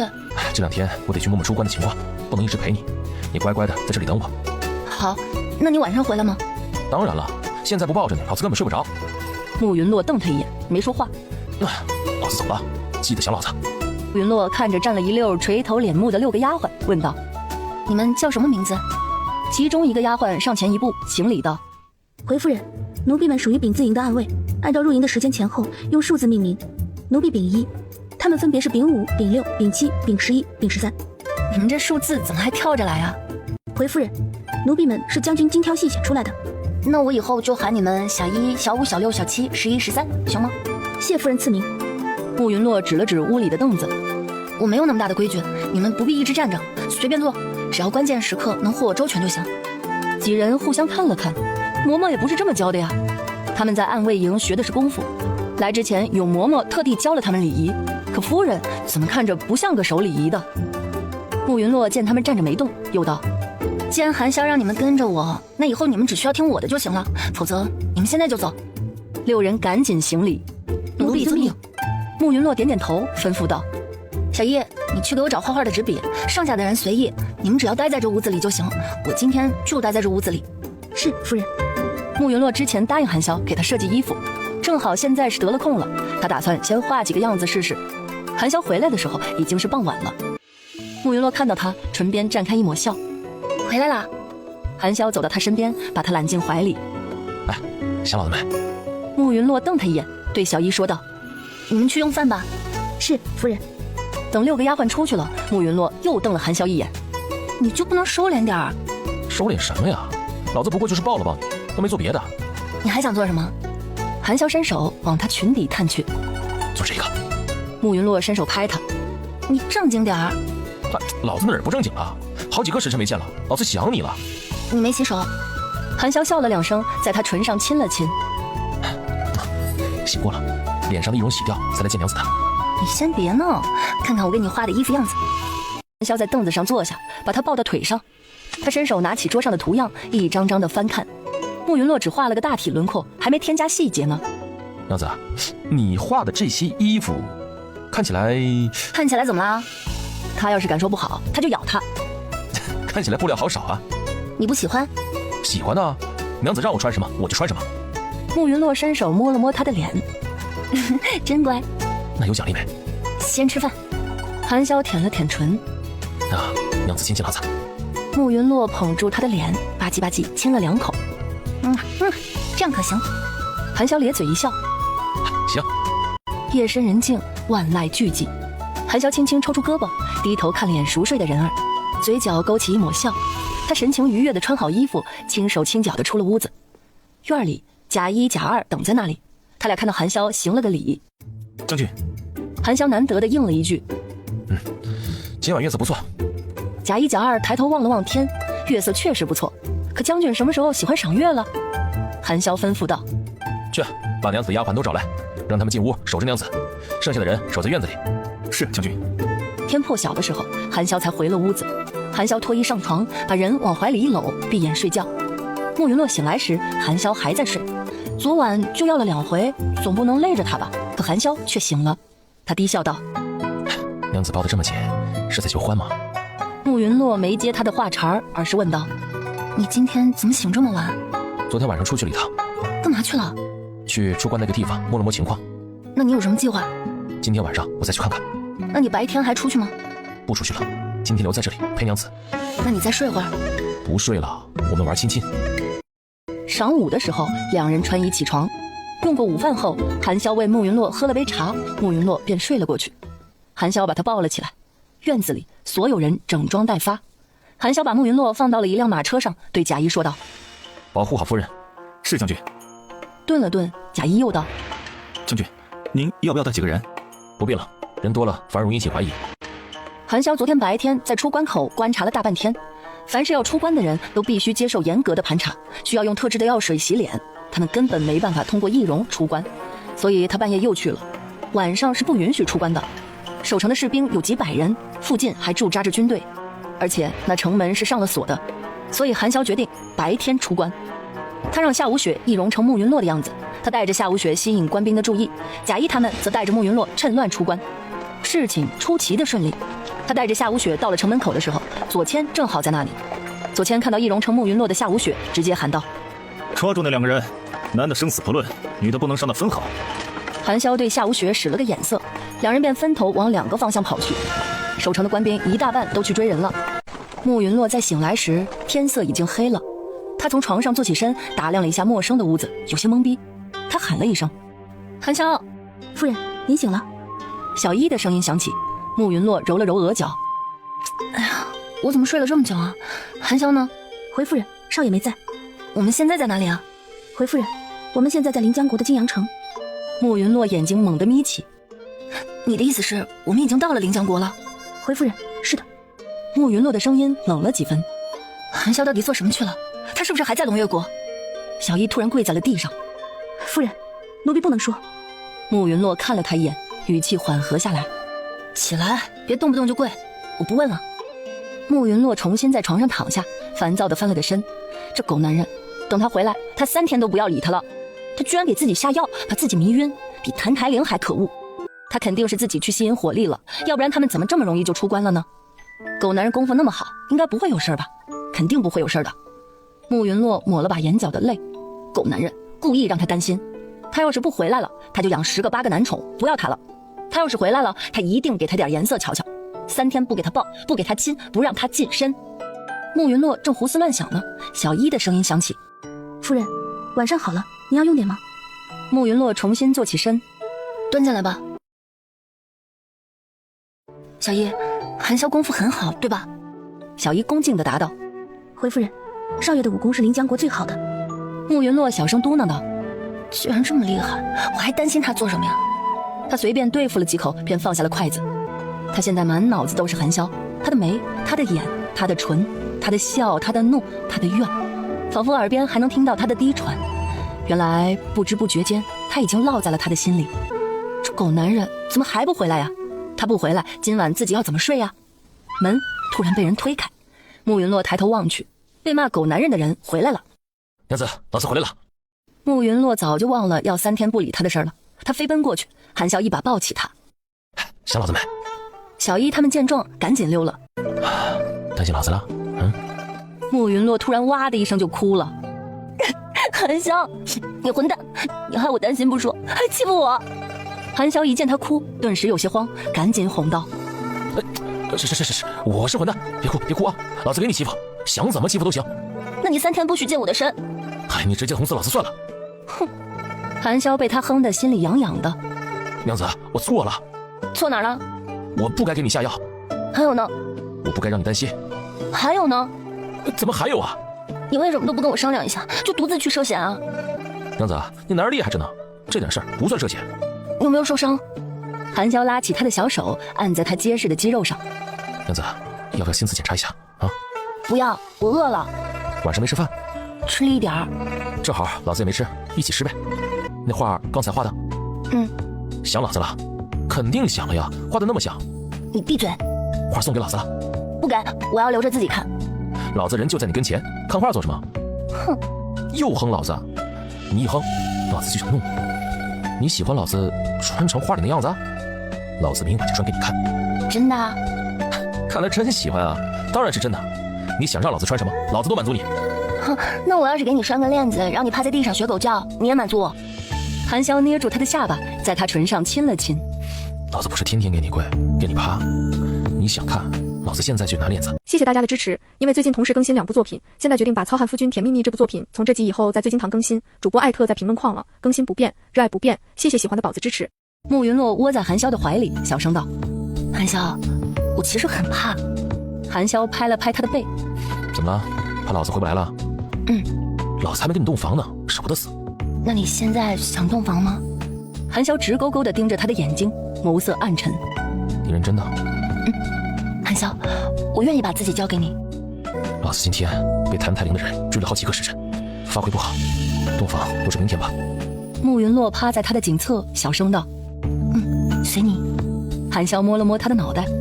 娘子听起来有些失望啊。才没有呢。韩潇一翻身，把他压在身下。今天虽然不能洞房，但是哄娘子开心还是可以的。慕云洛再醒来时是在马车上，韩潇把他抱起来。娘子醒了？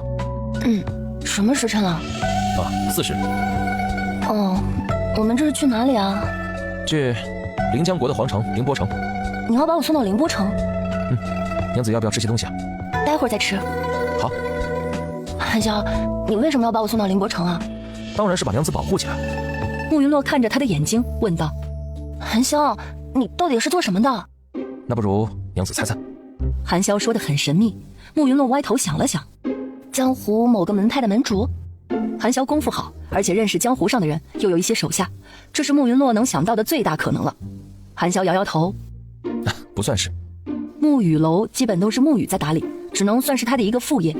慕云洛又猜，不会是靠祖业混日子的二世祖吧？家里确实是有些薄产，可是老子的样子像是个二世祖吗？慕云洛摇摇头，韩潇会打猎，会做饭，会洗衣服，一点都不像二世祖。他抿抿唇，那总不会是个占山为王的山匪头子吧？一身草莽气，还有不少兄弟，在江湖上也有不少朋友，祖上留下的是银钱，正好供给山寨的花销。慕云洛越想越觉得自己猜得对吗？赶车的贾一贾二憋着笑，肩膀一抖一抖的。原来在夫人心中，将军就是这么个形象啊。慕云洛啊，你就不能想老子点好啊？山匪怎么了？我又不嫌弃你。这么喜欢老子？老子是山匪也嫁？我看上的是你的人，又不是你的身份。韩潇乐了，今天娘子说话中听，肯定是嘴巴抹蜜了，他得尝尝。慕云洛瞪他一眼，还说不是山匪，就知道耍流氓。这样才叫耍流氓。慕云洛杏眸微瞪，你说呢？韩潇凑到他身边，低语道：娘子，这样的流氓，老子耍一辈子，只对你一个人耍。慕云洛推开他，你好好说话。韩潇又凑了过去，慕云洛，你是不是对老子下毒了？老子怎么总想气你啊？慕云洛瞪他，怎么没毒死你？真舍得毒死老子？你正经点说正事呢，赶紧交代，你到底是干嘛的？这人就没个正形，光知道往他身上贴。韩潇忽然勾唇一笑，那你来啊，让你的手下都听听，不行把车门也打开，让大家都看看。贾一贾二吓得差点跳车，这夫人也太生猛了。韩潇眉头跳了跳，真生气了？慕云洛扭头不搭理他了。我不是不想告诉你，我就是想逗逗你。娘子，我其实是临江国的将军，我的府邸就在凌波城，那里以后就是咱们的家了。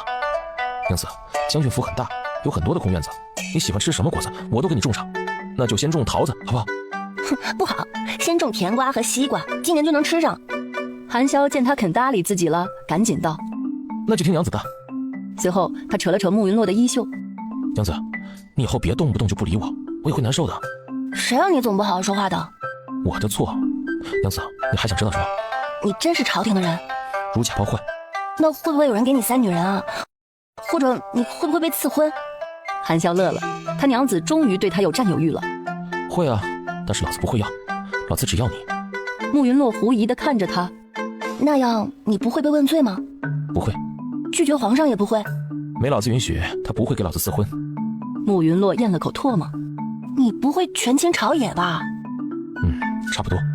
慕云洛摸了摸脖子，感觉他有点不太稳固。你和皇上关系怎么样？挺好的，老子是他义兄。慕云洛吞了口唾沫，是真的好。韩潇伸手摸了把他的脑袋，当然是真的好，没有老子他都当不了这皇帝。慕云洛松了口气，感觉自己的脖子稳固了一些。他会不会猜忌你啊？或者以后对付你？娘子，你到底想说什么？那话本子里权倾朝野的人，要么是被皇帝干掉，要么是把皇帝干掉。放心吧，我俩谁也不会干掉谁，不管什么时候，老子都会护你周全。韩潇，我希望我们俩都能好好的。那当然，老子要和你白头偕老。白首不相离。半下午的时候，马车驶入了一座宅子。又住你朋友的宅子？娘子，这是咱们的宅子。你喜欢到处买宅子？不是，每年这个时候呢，我都得去龙月国祭拜爹娘，买宅子是为了方便落脚。所以你不经常在清溪村？当然了，我是临江国的将军，肯定不会经常待在清溪村呢。我每年祭拜完爹娘，会在清溪村住上一段时间。那咱俩还挺有缘分的。当然啦，我和娘子就是命定的缘分。娘子是上天送给我的礼物，最好的礼物。你才是礼物。对，老子也是个礼物，你一个人的。慕云洛勾唇笑了笑，星眸里星光璀璨。韩潇伸脚踢开门，又把门踢上。娘子，你知道吗？你从山崖掉下来的时候，我在做什么？你不是说你在洗澡吗？韩潇把他放到床上，笑道：不完全是。慕云洛疑惑地看向他，什么叫不完全是？韩潇在他耳边低语了一句。慕云洛杏眸微撑，打趣道：韩将军独领风骚啊！可是娘子在掉下来之时吓到我了，娘子你该负责呀。我不是已经负责了吗？你要对我负责一辈子，要是我下辈子，娘子也得负责。那我岂不是被你赖上了，还被你赖了2辈子？慕云洛，如果有来世，老子要赖你生生世世。才不要呢，下辈子我要换个口味。娘子喜欢什么口味，那我就投胎成什么口味。大言不惭，弄这么喜庆做什么呀？娘子，我现在没办法给你一个盛大的婚礼，可我想尽快真正的拥有你。我知道这样会委屈你，可是我不想等了。这些是匆忙准备的，等找到岳父岳母，我定会十里红妆迎娘子进门。好。韩潇抱起他，摁住他的后脑勺，用力的亲吻。慕云洛觉得自己都要喘不过气了，又不是不给他亲。我们回屋里去。好。韩潇把他放到床上，老子换那个红纱给你看。来，娘子满意吗？那娘子也穿给我看一看。慕云洛，你能让老子发疯？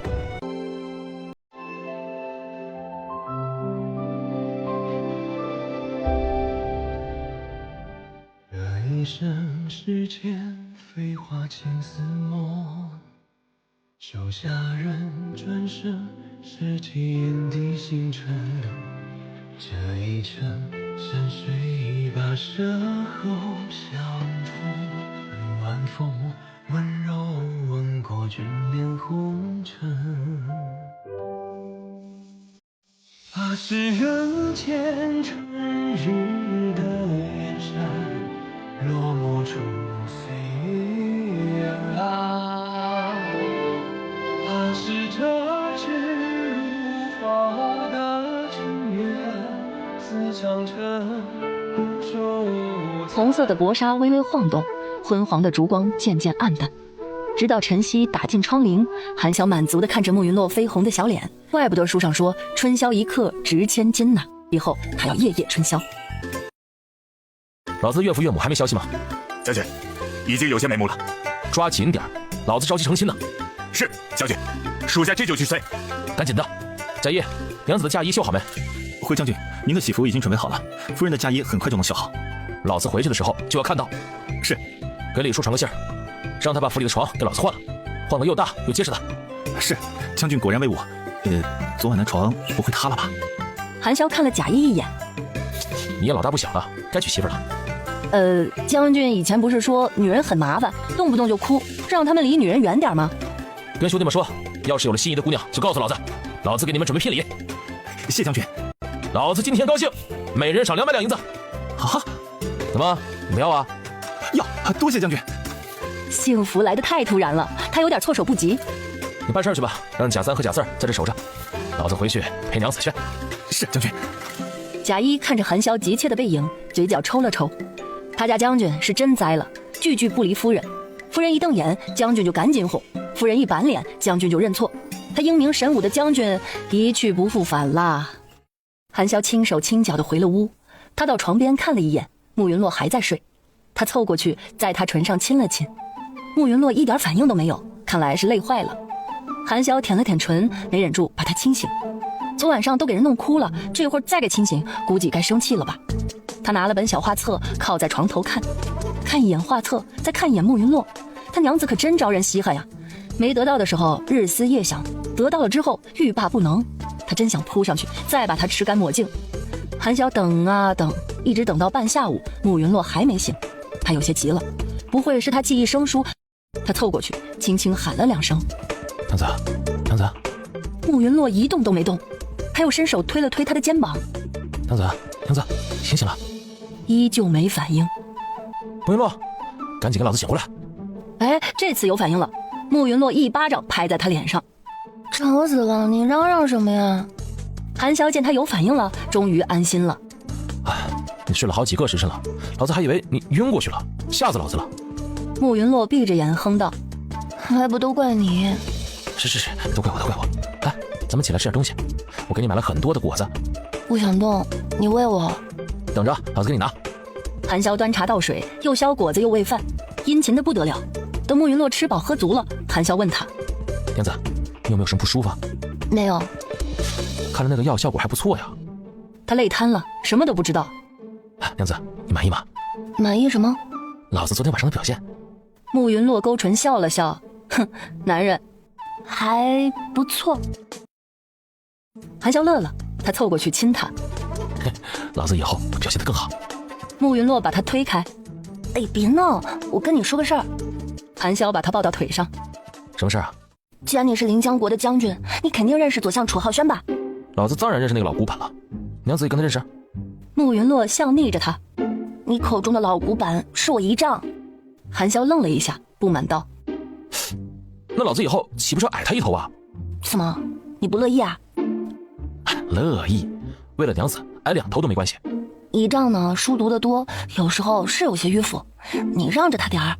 他整天挑老子毛病，老子要是不让着他，他坟头草那老高了都。慕云洛瞪他一眼，你怎么说话呢？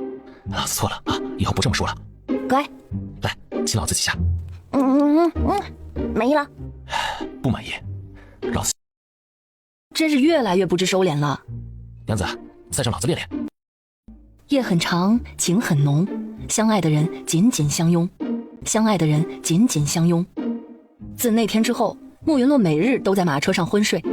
随行的人都知道，他们将军对夫人爱不释手，要时时抱着。夫人每天醒着的时候都会骂将军，将军不但不恼，还一直哄着夫人。他们算是看明白了，以后他们将军府夫人说了算。一行人走了10来天，终于到了将军府门口。韩潇跳下车，把慕云洛抱了出来。将军府门口站了2排人，第一排就1个人，正是李管家，第2排就是府里的小厮了。见过将军夫人。慕云洛本来还在昏昏欲睡，一听这动静，立马清醒了。他抬头看了看府上的匾额，镇国将军府，好响亮的名字啊！韩潇摆摆手，对李管家说道：“哎，李叔啊，你怎么也整这些虚头巴脑的？夫人第一才，自然是要隆重一些。既然都在这儿，那就给老子听好了。以后呢，这个府里夫人说了算，老子也听夫人的。是将军。李叔，我那屋子的床换了没？换了，按将军说的，换了个又大又结实的。那些瓜果种上了没？这能种的都种上了，有些不适合这个季节种。那娘子的嫁衣绣好了没？绣好了，已经放在您和夫人的房间里了。聘礼和嫁妆都准备好了吧？准备好了。这单子呢，也放在了您和夫人的房间里了。等一下，怎么了，娘子？你准备嫁妆做什么呀？给娘子用啊。岳父和岳母被追杀，身上的财物，也不知道保不保得住。所以呢，我替岳父岳母给娘子准备了嫁妆。你想的可真周到。李管家笑了笑，他家将军要么不上心，上了心就事无巨细。啊，对了，李叔，旁边的宅子买下来了吗？回将军买下来了。韩潇对慕云洛说道：“娘子，等岳父岳母来了临江国，就让他们住隔壁的宅子，成不成？”如此甚好。娘子不夸夸老子啊？慕云洛伸手拍拍他脑袋：“我家韩潇棒棒的。”娘子好敷衍啊。慕云洛凑到他耳边小声道：“晚上奖励你。”韩潇吧唧在他脸上亲了一口。不许反悔。李管家顿时感觉他不该在这里，他应该在土里。忽然，韩潇脚步一顿，声音也冷了下来：“李叔，他怎么在这儿？”见过韩大哥。韩潇蹙了蹙眉：“我娘子长这么好看，你看不到吗？”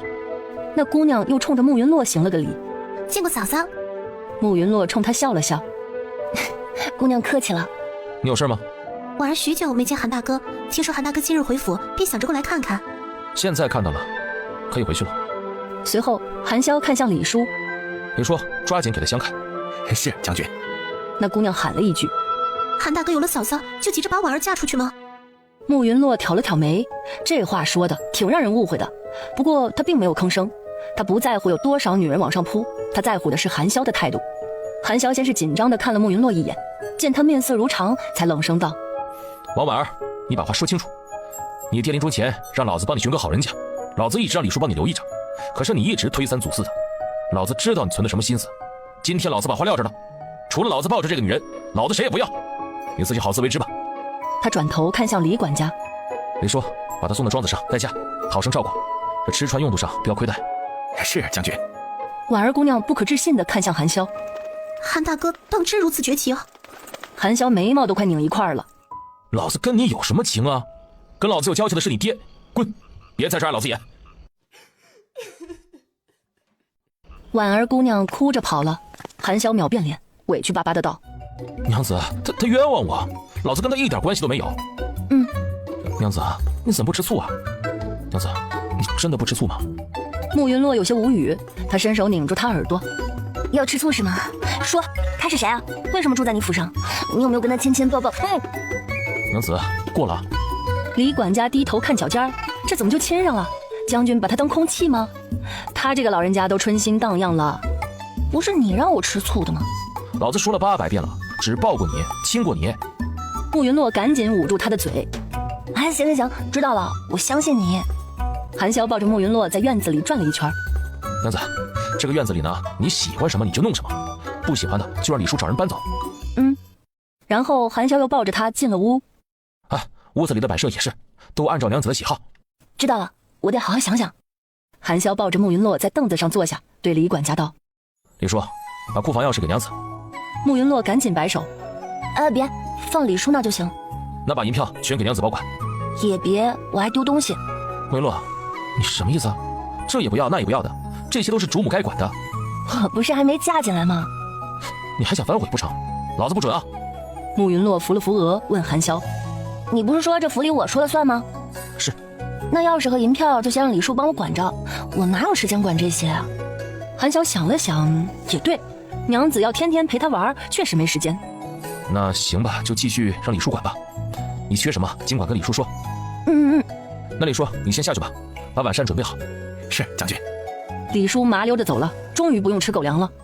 韩潇拿起做工精细的嫁衣：“娘子，你快试试这嫁衣啊！”“好。”嫁衣有2层，内里是上好的丝绸，柔软光滑，触感极佳。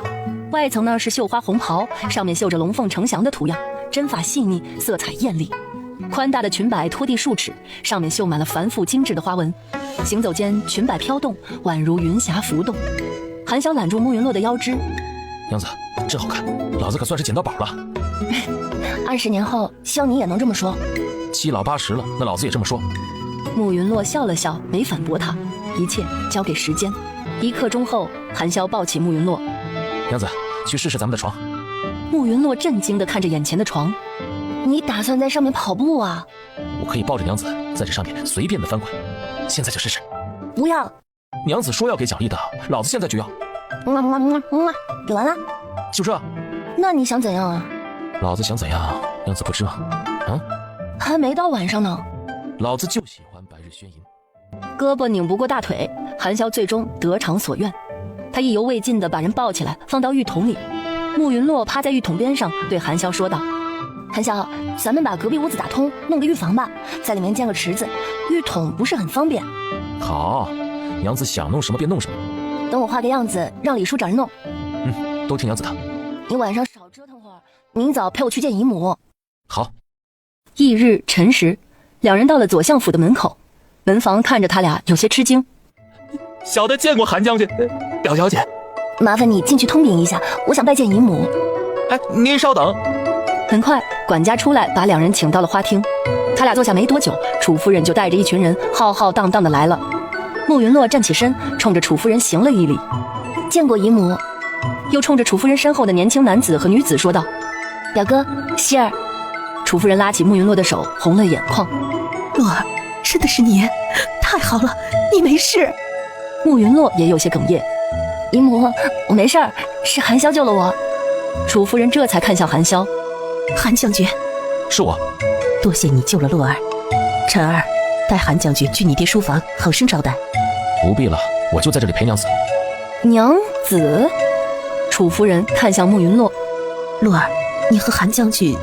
姨母，咱们坐下来慢慢说。楚夫人点点头。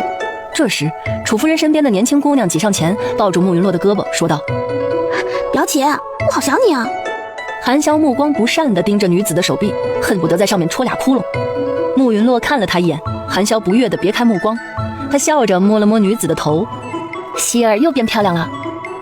那是，也不看看是谁的表妹。母亲，要不要把父亲请来？问这话的是慕云洛的表哥楚玉晨。对，你去书房把你爹也请过来。等楚大人来了，慕云洛行了礼，众人重新坐下。楚大人看了韩潇一眼，问慕云洛：洛儿啊，刚才陈儿说韩将军救了你，这是怎么一回事？回姨丈，洛儿在来临江国的途中不慎掉下了悬崖，被韩将军所救。洛儿掉进了水潭里，韩将军救洛儿的时候，我们难免会有肢体接触，韩将军愿意对洛儿负责。哼，韩将军不必勉强，我们不会强人所难。嘿，这说好的老顽固呢？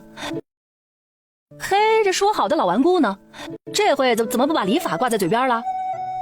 姨丈，我一点都不勉强，我心甘情愿娶洛洛为妻。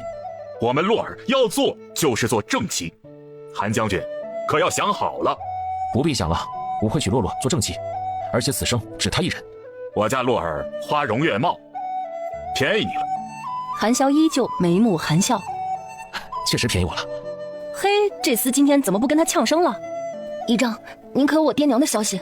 前些日子是有收到消息，你爹娘和你大哥说他们被人追杀，被困在幽云城。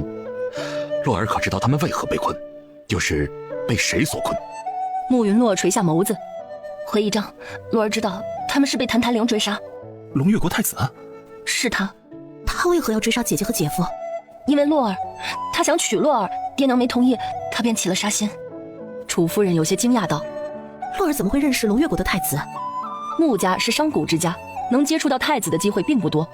慕云洛便把他和谭台灵的事情挑重点说了一下。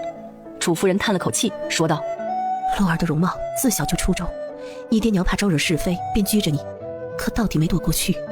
他看了韩潇一眼，如今有韩将军护着，我们也能放心一二。在这临江国，如果韩潇都护不住洛儿，那便没人能了。姨母放心，我定会护娘子周全。还没成亲呢，韩将军注意称呼。等找到岳父岳母，我就跟洛洛成亲。那也得先找到再说。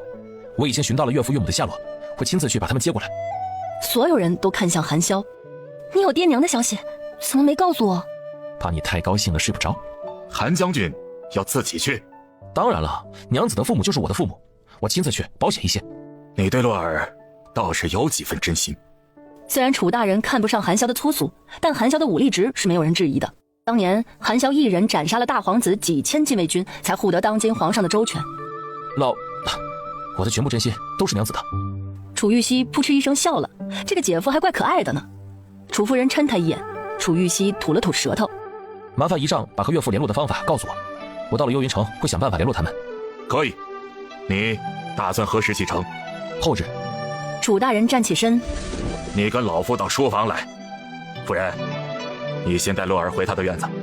韩萧立马反驳道：不行，娘子得给我回将军府。你们还没成亲，洛儿在你府上成何体统？韩萧心道，更不成体统的事儿他俩都干了。谭泰灵还在找娘子，将军府比左相府安全。那就把你的人调来左相府，洛儿不能住在你府上。慕云洛见韩萧要急眼了，便说道：姨丈姨母，我跟他说几句话，一会儿便跟着姨母回院子。楚大人看了韩萧两眼，终是点了点头。慕云洛带着韩萧出了花厅，韩萧抓住他的手说道：慕云洛，你不准离开老子。我没有离开你。你住这儿，那晚上让老子一个人睡啊？你个傻子，你不会翻墙吗？晚上给你留扇窗。哼，这还差不多。老子还以为是我表现的不好呢，你不想跟老子睡？怎么会啊，你表现得很好啊，乖。老子也觉得表现得不错。是，你一会儿先回去，把小姨他们给我送过来。啊，咱们先回去吧，你别再跟姨丈争了。知道了。真乖。给奖励。给。韩萧的毛被捋顺了，乖乖跟着慕云洛回了花厅。随后他和楚大人去了书房，慕云洛跟着楚夫人去了给他安排的院子，楚玉溪也跟着。慕云洛对这里并不陌生，他每隔1年都会来这里住1-2个月。姨母和他娘的感情极好，姨丈和爹也算是发小，两人一个爱读书，一个爱经商。穆老爷还给楚大人资助过不少银子。等进了屋子，楚夫人问慕云洛：洛儿，韩将军对你好吗？哼，他的眼睛都粘在表姐身上，怎么会待表姐不好啊？姨母，韩萧待我极好。那就好，他看着脾气不是很好，有没有凶过你？姨母放心，洛儿不怕他，他就是个纸老虎。真的？真的。听说他武功极好，他应该不会打你吧？姨母放心，都是我打他。你这孩子，打小就胆子大。你的伤可都好了，有没有留疤？没有，韩萧给我用了祛疤的药。那就好。表姐，你给我讲讲你和韩将军的事儿呗。你们这一路走来，一定发生了不少事儿吧？好，你们姐妹俩慢慢聊吧，我去安排一下中午的菜式。有劳姨母了。韩萧从楚大人那里得到与岳父的联络方法后，便回到了将军府。他带着小一和13他们又去了左相府。楚大人处理公务去了，让楚玉晨招待他。韩萧开门见山道：我要见娘子，麻烦表哥找人带个路。韩萧心里直骂娘，娘子为什么要住在这里呀？他想见她还得通过别人，好气哟。韩将军请坐，我这就让人去喊表妹过来。不用了，你让人带我过去就行，别让娘子走来走去，她娇气，不爱走路。那我给韩将军带路。玉晨带着韩萧和6个丫鬟在庭院里穿行。娘子以前来这里住过？小时候来的多，这2年没来。为什么？韩萧有些遗憾，要是娘子经常来临江国，说不定他们早就遇到了。表妹越大，出落的越发标致，家里人不放心，父亲多次劝说姨丈让他们迁居到临江国。年初的时候，姨丈终于同意了，没想到又出了这样的事儿。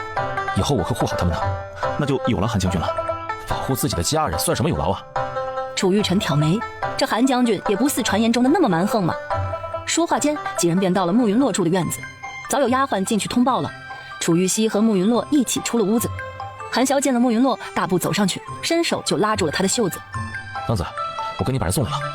慕云洛点点头，对小一几人说道：你们进去熟悉一下环境，把拿来的东西收拾一下。是，夫人。娘子，我中午能留在这里用饭吗？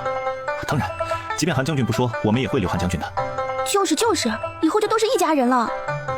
那便谢过表哥和表妹了。这俩人比他们爹讨喜多了。表姐、姐夫，我和哥哥有点事说，咱们一会儿吃饭的时候再见。说完，他拉着楚玉晨就走了。韩萧乐了，这表妹啊是真有眼力劲儿，得给她送点礼。娘子，带我去你住那个地方看看呗。有什么好看的？韩萧凑到他跟前，小声道：看看床结实不结实？不结实，你别来了。不结实就站着来。进了慕云洛的卧房，韩萧直接就把他抱了起来。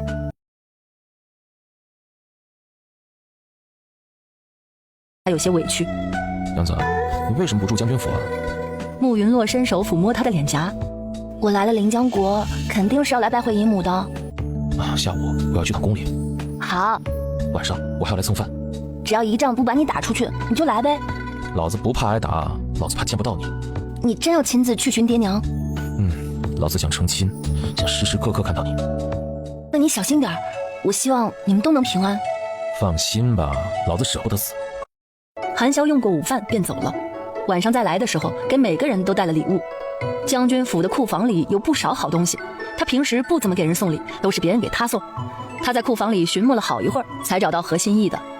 楚大人看着韩潇带来的那幅字画，手都有些抖，对韩潇也和颜悦色了几分。韩潇其实不理解这破字画有什么好看的，但他知道楚大人这样的文人都喜欢这个。凭着那幅字画，他如愿在左相府混了顿晚饭。吃完饭，他前脚出了府门，后脚就去翻墙了。他去的时候，楚玉溪也在，他直接就推门进去了。他要是不出现，这姑娘还不知道要待多久呢。楚玉溪看到他，愣了一瞬。姐夫，你不是走了吗？你都喊我姐夫了，那我晚上自然要和你一起睡啊。楚玉溪嘴巴张得能放下个鸡蛋，他看向慕云洛。啊，表姐！慕云洛笑着点点头。表姐姐夫，那我先回去了。表妹，明天去锦绣房挑几套衣服和首饰，记在将军府账上。谢谢姐夫。楚玉溪麻溜着走了，顺带把门给带上了。韩潇一把抱起慕云洛。娘子，咱们沐浴睡觉吧。你胆子真大，不怕表妹告诉仪仗啊？慕云洛，老子谁都不怕，就怕你。你哪里怕我了？我怎么没看出来啊？老子怕你生气，怕你受伤，怕你哭，怕你不理老子。你完了，色迷心窍了，韩将军。老子愿意被你迷。翌日，慕云洛挣扎着爬起床，在姨母家里，他不能起得太晚。他刚起来没多久，姨母就遣人来找了，应该是韩潇又登门了。韩潇带他到了花厅，里面站了4个人，2男2女。见过将军，夫人。韩潇指着一个穿着黑色劲装的男子说道：“这个是沐雨，江湖上有个杀手组织叫沐雨楼，他是楼主。沐雨见过夫人。”慕云洛笑着点点头。韩潇又指着另一个男子说道：“这个是丁贺，是我在军中的副将。这个是花莹，花家是100年医药世家，他是这一任家主。娘子，你要是不舒服，一定要找他帮你看啊。”知道了。这个是兰姐，兰姐经营着廉颇城里最大的花楼。娘子，你不是想做花楼生意吗？可以直接找她，但是你不许去啊。好，我不去。他们都是自己人，娘子有什么事直接吩咐他们。韩潇对着4个人说道：“以后见了夫人，就如同见到本将军。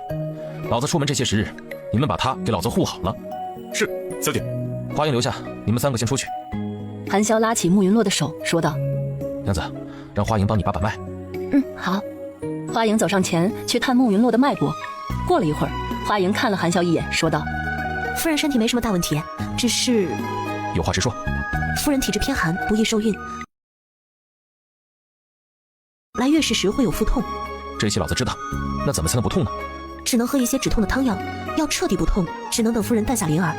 我这不易受孕的体质能调理吗？可以，少则半年，多则1年，必能让夫人受孕。行，那开药吧，别开太苦的啊。还有一事，将军得注意，就不能一次性说完呢？慕云洛瞪了他一眼。你那么着急做什么呀？好好说话。韩潇摸摸鼻子。知道了，娘子。慕云洛笑着看向花莹。花姐姐，你说。花莹笑了笑。将军什么脾气啊？他早习惯了，只是没想到将军在夫人面前这么乖顺。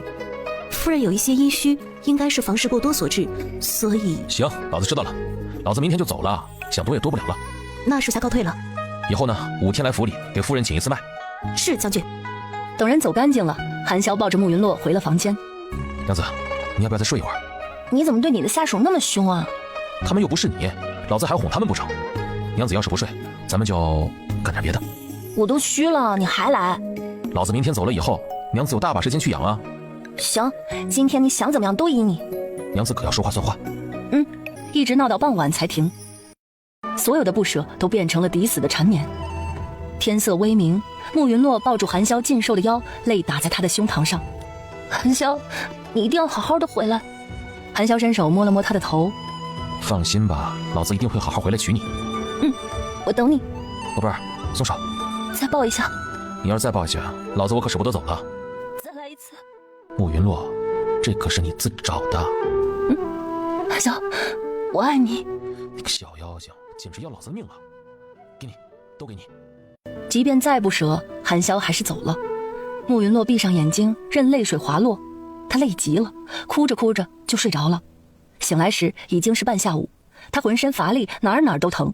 他觉得自己可能是病了，他喊了一声：“小一。”小一立马出现在床边。夫人，您醒了？您嗓子这是怎么了？我可能病了，你去把花莹找来。是，夫人。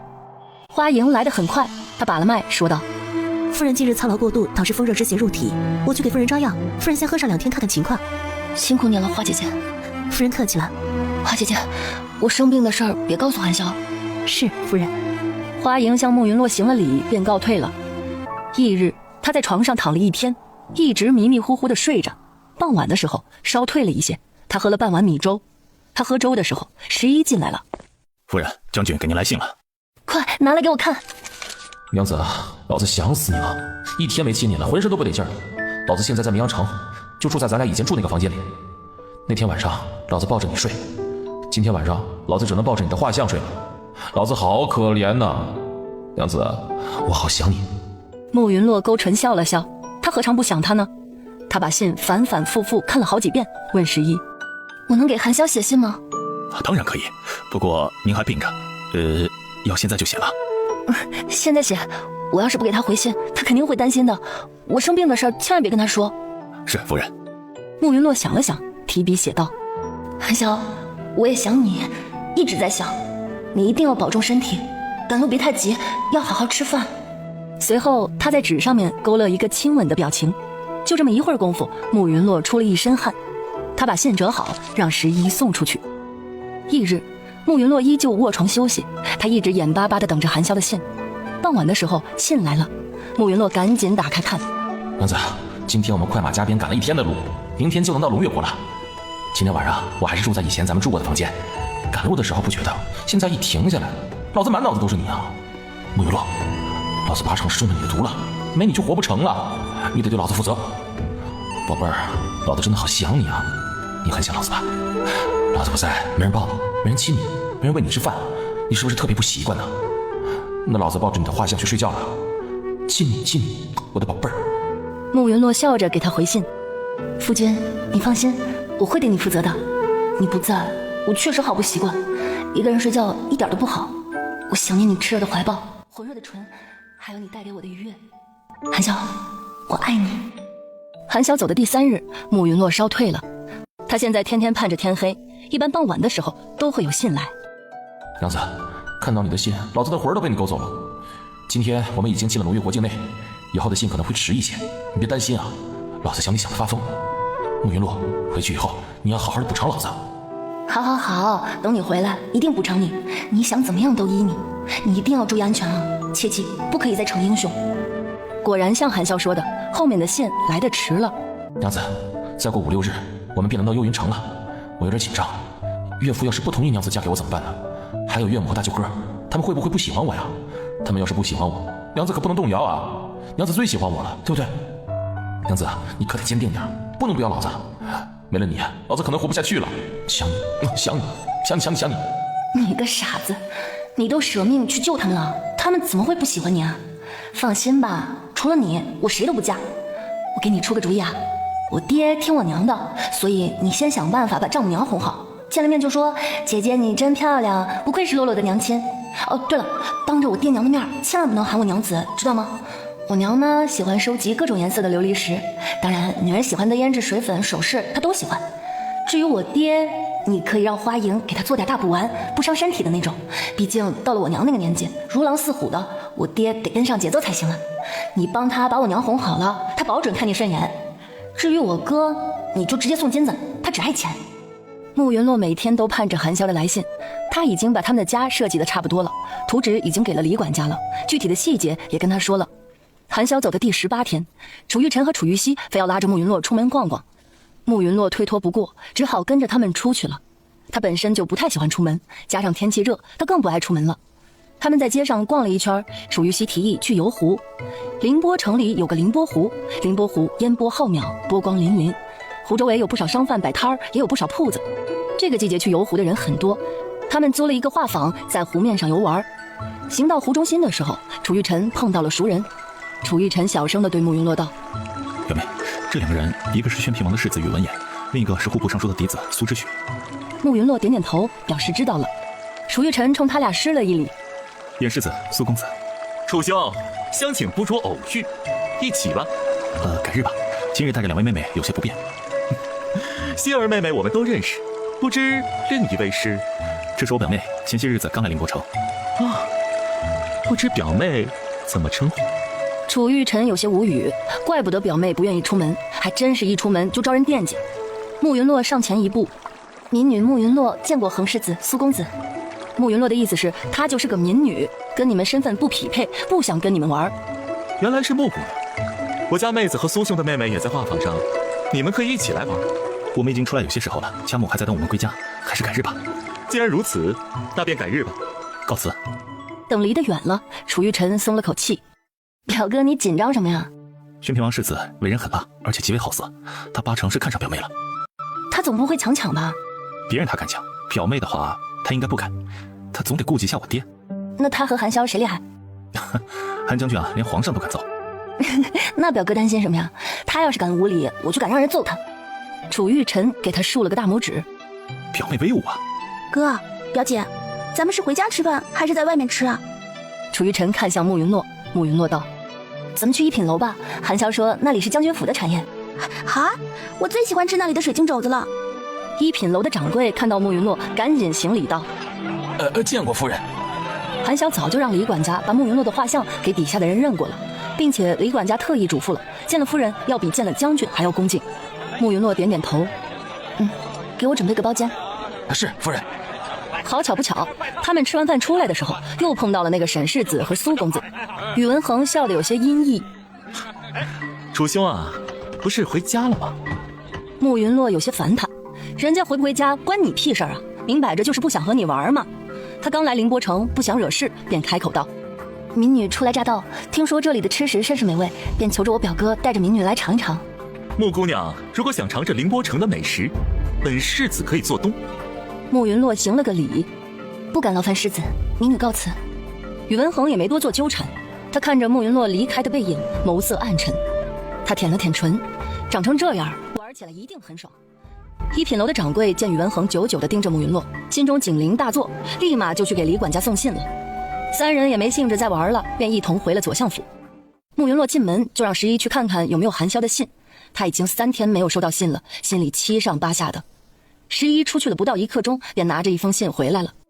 慕云洛急急地拿过信展开。娘子，我已经见过了岳父、岳母和大舅哥了。我按照娘子说的，给岳父、岳母、大舅哥送了礼，他们果然很高兴。可是我一不小心说了句娘子，岳母倒是没什么，岳父和大舅哥却是变了脸。娘子，我好难啊，求抱抱，求亲亲，这情况还能救一救吗？娘子，你帮我想个办法。我们现在已经从幽云城出来了，正准备赶回临江国，这一路应该不会太顺利。不过娘子你别担心啊，有我在，我一定会护好岳父他们的。慕云洛看着信，激动的手都有些抖。太好了，爹娘和哥哥都没事儿，他家韩潇可真厉害，这么快就找到了他们。他提笔给韩潇回信：夫君放心，有我在，爹和大哥不会把你怎么样的。你现在是曲线救国，让我娘去搞定我爹。至于我哥嘛，你就使劲拿银子砸他，不行呢，你就主动让他揍你一顿。他一般是不会动手的，就算动手，他不会武功，估计也打不疼你。你们一定要小心啊！我等你们回来，爱你。信送出去以后5天，十一又拿回来一封信。娘子，近日我们一直在遭遇追杀，所以一直没抽出时间写信。不过娘子你放心啊，我们都安好，再过2天我们就能到达雨墨城了。我终于可见到娘子了。岳父和大舅哥这几天对我态度好了一些，我娶娘子有望了，我好开心呐！最多10天我就能回去了。娘子，我真的好想你啊！信的字迹有些潦草，估计是匆忙之间写下的。慕云洛细细地看了好几遍，这次的信他只写了几个字：等你回来，我们就成亲。令慕云洛没有想到的是，2日后他又收到了一封信。娘子，我们已经到了临江国的境内，等把岳父他们护送到旭日城，我就快马加鞭先回去见娘子。此次过边境太过顺利，我觉得有蹊跷，谭台林很有可能去找娘子了。娘子近日务必小心，我会尽快赶回去。慕云洛合上信，心里震惊的无以复加。谭台林是疯了吗？他不在龙月国好好的当皇帝，跑临江国来做什么？他为什么对自己有那么大的执念呢？自己长得虽然不错，但是也不至于让他这样吧？他一个皇帝要什么样的美人没有啊？自己不过是当初帮他上了个药，难道那药进脑子里了？后面两人的相处，自己并没有过逾矩的行为，而且自己明确表示过，并不想嫁给他，他干嘛追着自己不放啊？自收到韩潇的信后，慕云洛闭门不出，他画了很多衣服的样子，有他的，也有韩潇的。他想韩潇的时候也会画他。这一天，他正在屋子里画画，门突然开了，慕云洛也没在意，他以为是小一。来人在桌前站定，开口道：“云姐姐，好久不见。”慕云洛猛地抬起头：“你怎么进来的？”“自然是走进来的。云姐姐，哈林好想你。”他低头往桌上看了一眼，脸上的表情有些委屈。“云姐姐，你真那么喜欢那个莽夫？你都没有给阿玲画过画？”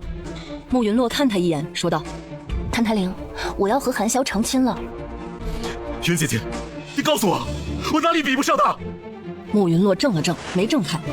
“至少他不会伤害我的家人。”“我也不想伤害他们，可是你爹怎么都不肯把你嫁给我。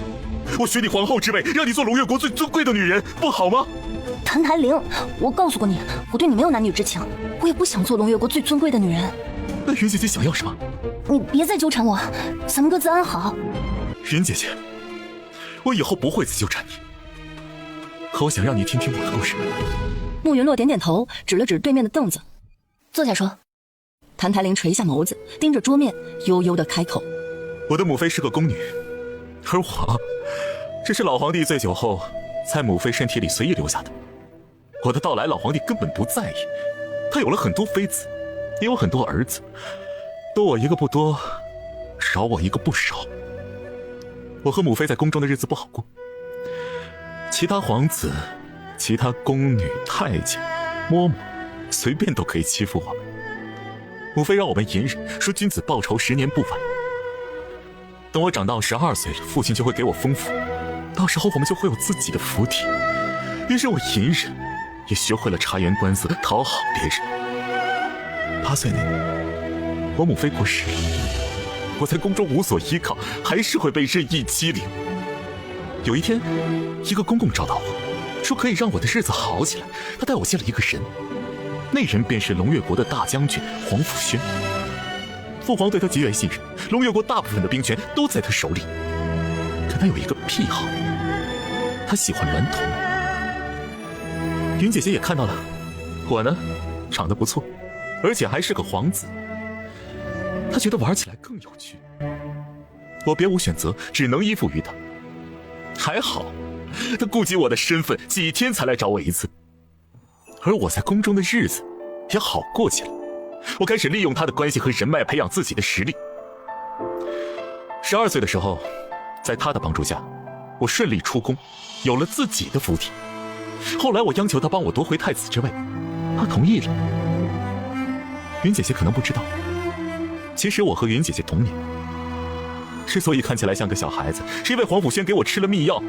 当了太子之后，我想方设法的扩展自己的实力。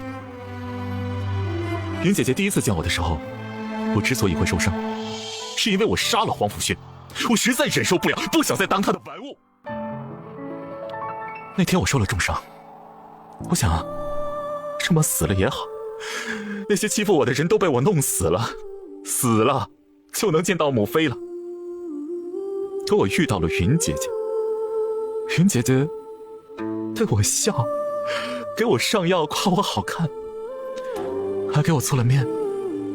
那是我第一次觉得这世间还有温暖。我又不想死了，我想活下去，为了云姐姐活下去。那之后2年，我更加疯狂地发展自己的实力。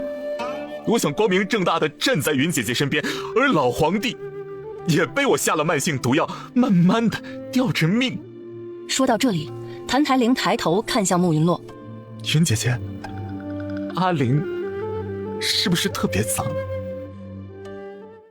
慕云洛也没想到谭台灵的身世这么可怜，他摇摇头：“阿玲，那不是你的错，你现在已经是皇帝了，你的仇人也已经死了，你该往前看，过去的就把它忘了吧。”云姐姐真的不觉得我脏？不觉得。那阿玲就放心了。云姐姐，你也帮我画一幅画吧，画完之后我便不再纠缠你。老子不准！听到这声音，慕云洛惊喜地往门口看去。韩潇推开门，大步走了进来。他一个闪身便到了慕云洛跟前，直接把人捞进了怀里。他也不管谭台灵，唇直接就压了上去。慕云洛没推他，任他亲。谭台灵，你放着好好的皇帝不当，怎么当挤压回来了？谭台灵没理他，而是看向慕云洛。云姐姐，她一直都这么欺负你吗？老子才舍不得欺负她，这是我们夫妻间的情趣。谭台灵固执地看着慕云洛。云姐姐，她真的没欺负你？慕云洛摇摇头。没有，韩潇待我很好。谭台灵苦涩地笑了一下。是吗？那就好。你少在我娘子面前装可怜啊！赶紧滚，否则老子不客气了。韩潇其实很想弄死他，可他要是真死在自己手里，会引起两国的争端。云姐姐，我还能再来找你吗？老子10天以后大婚，你可以过来观礼。慕云洛看着他，缓缓道：“阿玲，该说的我都说了，咱们一别两宽，各自欢喜吧。”他无法回应他的感情，便不能给他任何的念想。云姐姐说过，阿玲也是你的家人。狗屁的家人，你会对你的亲姐姐有非分之想吗？谭台灵依旧不理韩潇，只盯着慕云洛。慕云洛叹了口气，说道：“我们之间的情谊都是你算计来的，并不纯粹。而且我即将嫁为人妻，不适合跟你来往。”谭台灵红着眼睛看着他。好，阿玲，知道了。说完，他转身就走，那背影无比落寞。慕云洛别过眼睛，看向韩潇，这才是他的归宿。他伸手摸了摸他满是胡茬的脸。怎么搞得这么狼狈啊？老子怕你出事儿，3天3夜没合眼了。那你去床上睡会儿，你自己先回来的。老子太想你了。贾姨他们会护送岳父岳母他们的，不会有事的。那爹娘他们什么时候能到？差不多3天吧。娘子，这3天你要好好的补偿老子。好。跟老子回将军府，在这儿老子这闪不开。白天跟你回去倒没什么，晚上我总不能不回来吧？老子晚上把你偷回去。慕云洛伸手摸了摸他的脸。行，我也不想跟你分开了。洗完澡咱们就回去。那我让13去跟姨母说一声。好。敢骑马吗？坐马车不行吗？老子抱着你骑马，骑马能更快一点。还有，老子要让凌波城的人都知道你是老子的女人。用得着这么高调吗？你前些天是不是碰见宣屁王世子了？是啊，你怎么知道啊？为什么不告诉老子？一点小事儿告诉你做什么呀？韩潇不乐意了。有人觊觎你，你告诉老子是小事儿。我不想让你担心，你给我派了这么多人，不会有事的。以后这种事儿得告诉老子。慕云洛搂住他脖子，打趣道：“好好好，以后路上遇到只公马，我也告诉你，行了吧？”母的也不行，以后别总跟表妹拉拉扯扯的，老子吃醋。你干脆泡醋缸里算了。你是醋缸的话，那老子就泡里边。慕云洛不想跟他争，便答应道：“行行行，都听你的，霸道鬼。”韩潇抱着慕云洛，慢慢悠悠地骑马回了府。这不是说骑马快吗？这么点路，走了1炷香。慕云洛看着府里的红绸和红灯笼，问韩潇：“真的10天后成亲？”难道娘子以为老子诓谭台灵了？慕云洛尴尬地笑了一声：“我本来是那么以为的。”老子一天都不想等。不过李管家找人算了日子，最近的好日子就是10天以后。那爹娘知道吗？知道。慕云洛给他竖了个大拇指。夫君威武，这么快就把爹娘搞定了？韩潇挑了挑眉。那必须的，也不看看是谁的夫君。你是怎么搞定爹娘和大哥的？就按娘子说的，给了大哥10万两银票，岳父我没搞定，交给岳母了。就按娘子说的，给了大哥10万两银票，岳父我没搞定，交给岳母了。不过岳父也没反对咱俩成亲。我哥10万两就把我给卖了，回来我找他算账。我给他立了个字据。啊？什么字据啊？以后老子要是负了你，所有家产都归你。慕云洛垂下眸子，声音有些低沉。韩潇，如果你真的有负于我，便放我自由吧，我不要你的家产。韩潇紧紧地箍住他，咬牙切齿道：“慕云洛，老子绝不会负你，你休想离开老子。死，咱俩得死一块儿。”呸！什么死不死的？别说那些不吉利的。韩潇揉揉他脑袋。好，不说，我们去吃饭。慕云洛由着韩潇胡闹了2天。第3天上午，慕云洛正睡得迷迷糊糊，韩潇愣是把他亲醒了。慕云洛有些火大，他骂道：“韩潇，你个王八蛋，你要把我榨干吗？”韩潇赶紧解释道：“娘子，岳父他们到城门口了，咱们得去迎一迎。”慕云洛瞬间清醒。哈，你不是说他们明天才到吗？他们着急见你，贾姨他们只好加快了速度。两人兵荒马乱地收拾好，就往左相府赶。韩潇抱着人偷摸地翻进了左相府，慕云洛先回了自己的院子，把夏无雪替了出来。随后他带着丫鬟去府门口迎接他爹娘和大哥。两人刚在门口站定，楚大人也带着家人出来了。众人等了不到2刻钟，贾谊便赶着马车过来了。最先下车的是慕云洛的大哥慕云寒。慕云洛跑上前关切道：“哥，你还好吧？”慕云寒看了他身后的韩潇一眼，打趣道：“托妹夫的福，还不错。”他俩说话间，贾谊扶着穆老爷下了马车。穆老爷扒拉开慕云寒，抱着慕云洛就开始嚎：“哎呀，乖女儿啊，爹以为再也见不到你了。你看，这爹都瘦了好几斤，你可给爹得做点好吃的补补啊。”韩潇觉得自己的拳头硬了，可那是老丈人了，打不得，好憋屈啊。韩潇拍着他爹的背，笑道：“好好好，给你补。你看，我担心爹也瘦了，咱俩一起补，父女同心，肯定能把肉补回来。”穆老爷偷偷笑了，还是他的小棉袄没漏风。他松开慕云洛，上下打量了一番，他家乖宝果然瘦了，这回他真哭了。“哎呦，宝贝女儿啊，你受苦了，都怪爹没用。”慕云洛看他爹又哭了，赶紧扯了扯他的袖子，小声说道：“爹，这么多人看着呢，一会儿咱关起门来再哭行吗？”他爹抹了把眼泪，点了点头。最后下来的穆夫人干咳了2声，穆老爷立马识相地让开了地方。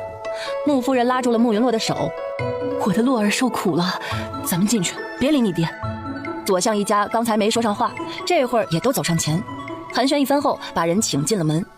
众人一起在相府用了午饭。饭后，穆夫人去了楚夫人的院子。楚夫人拉着穆夫人的手说道：“姐姐，院子我已经安排好了，你们先在相府住下，后面的事我们再慢慢打算。”穆夫人拍拍楚夫人的手：“不用了，韩潇呀已经给我们置办了宅子，就在将军府的隔壁，我们去那边住。”楚夫人愣了一下，随即说道：“他有心了，是个好孩子。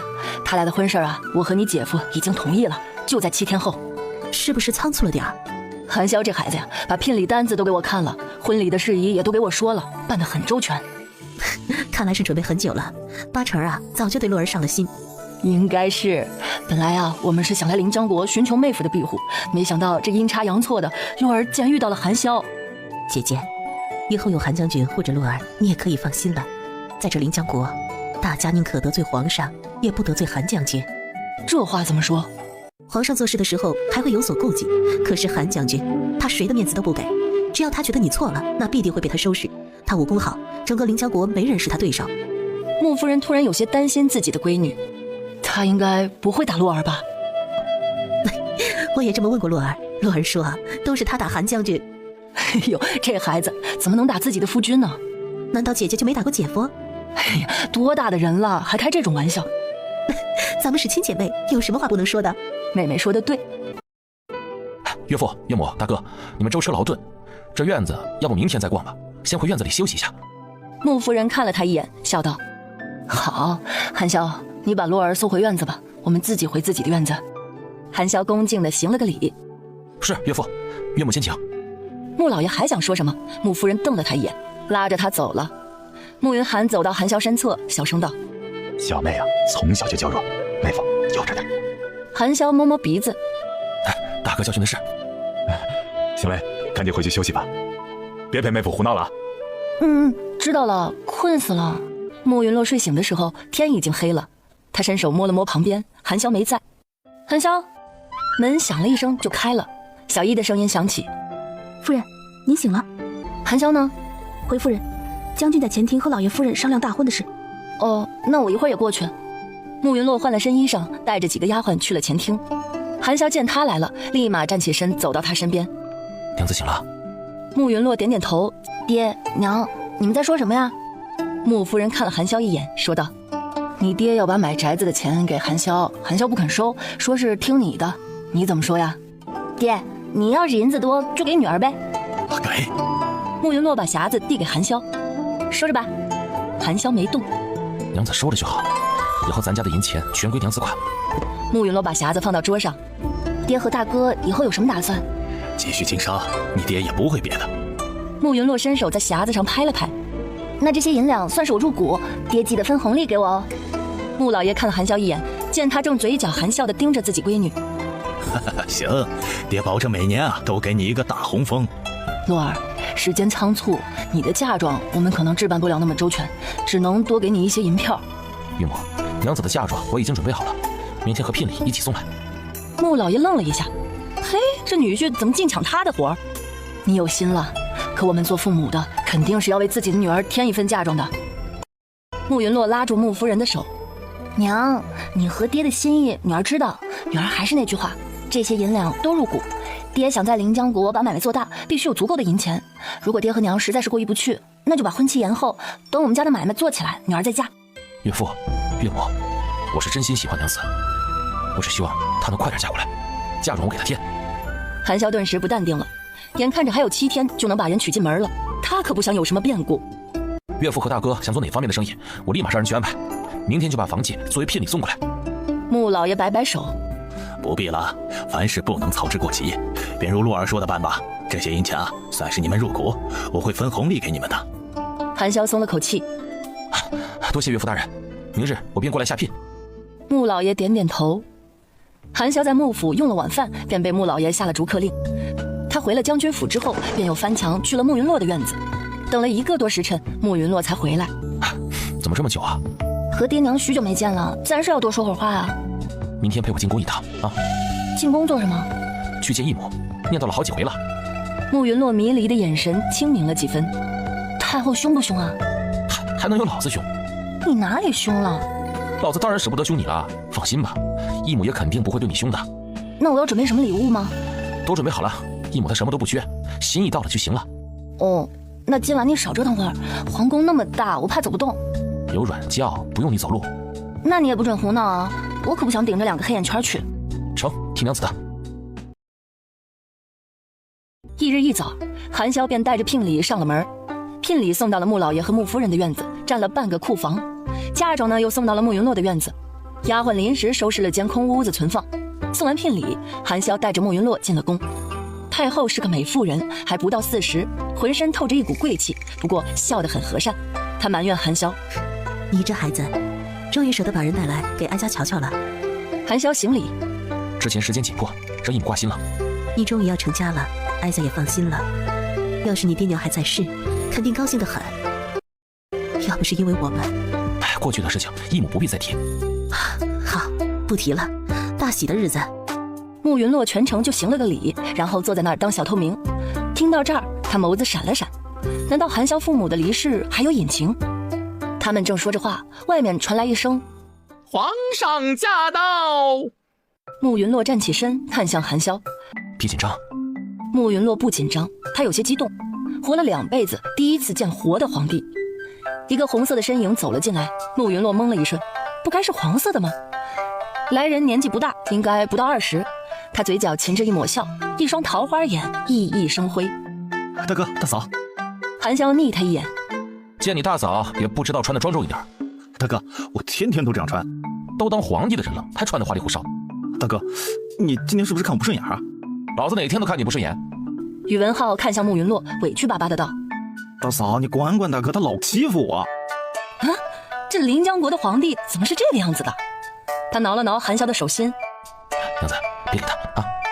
韩潇转身跟太后告辞，太后笑道：“留下来一起用饭。”就是，我一来大哥就要走，是怕我在大嫂面前揭你老底吗？老子有什么老底好揭啊？没有吗？啊，比如我曾经给大哥寻了20个美人，陪大哥共度良宵。韩潇拳头硬了，这臭小子还是一如既往的欠揍。他转头对穆云洛道：“娘子，你和义母聊会儿天啊，我去看看这小子最近武功精进了没有。”宇文浩立马窜到穆云洛旁边：“大嫂，大哥又想揍我，你帮我拦着点。”穆云洛一脸懵逼的看了眼太后，太后显然对俩人的这行为已经习惯了，她笑着对穆云洛招招手：“洛儿，到义母这里来，别管他俩。”穆云洛往后退了几步，韩潇伸手抓起宇文浩的后领子，就把人提溜了出去。穆云洛目瞪口呆地看着两人的背影，又望向太后：“他们俩呀，经常这样切磋啊。萧儿总说皇儿功夫太差，得加强锻炼。”穆云洛的笑容真诚了几分：“太后娘娘不心疼吗？”真正心疼的时候已经过去了。当初要不是萧儿，哀家和皇儿早已身首异处了。皇儿处在那个位置，萧儿督促他练习武功是对的。太后娘娘睿智。叫什么太后？和孝儿一样，叫哀家一声义母。是义母。慕云洛从善如流，太后笑得更开怀了。好孩子，孝儿的婚事一直是哀家心头的一块大石头，现在这石头终于落了地了。以后若是有人欺负你，便来找哀家，哀家一定给你做主。慕云洛行了个礼，多谢义母。韩萧和宇文浩回来的时候，宇文浩那张俊脸上挂了彩，他见了慕云洛就告状：大嫂，大哥以前都不打我脸的，这肯定是马大嫂觉得我比他好看，今天故意打我脸。皇上是俊秀的松柏，韩萧是陡峭的山峰，各有各的风采。还是大嫂会说话。韩萧上前牵起慕云洛的手，皇上也到了该娶亲的年纪了，明日臣也让人给皇上送来20个美人来。大哥，我错了。他看向慕云洛说道：大嫂，我给大哥送的那20个美人都被扔出来了，大哥什么都没做。我知道。没意思，这还以为大嫂会吃醋呢。他要是吃醋了，老子给你送份大礼。两人在宫里用完午膳便出了宫。韩萧不想跟慕云洛分开，连哄带骗的把人带到了将军府。门一关，他就把人往床上带。等一下，我有事问你。到床上问，老子什么都交代。婆母和公爹是因为什么过世的？韩萧手顿了一下，然后继续，嘴里说道：当年大皇子的人被我重创，他们没找着机会报复老子，并给爹娘下了毒。爹娘虽然救了过来，但落下了病根，没过2年便过世了。怪不得太后说韩萧爹娘是因他们而死。慕云洛伸手抱住他：夫君，以后我就是你的亲人，还有咱们的孩子，我们都会爱你。韩萧笑着把他抱到怀里：慕云洛，老子不是小孩了，也不脆弱，但是老子就是想要你的爱，最好是全部的。你想得美。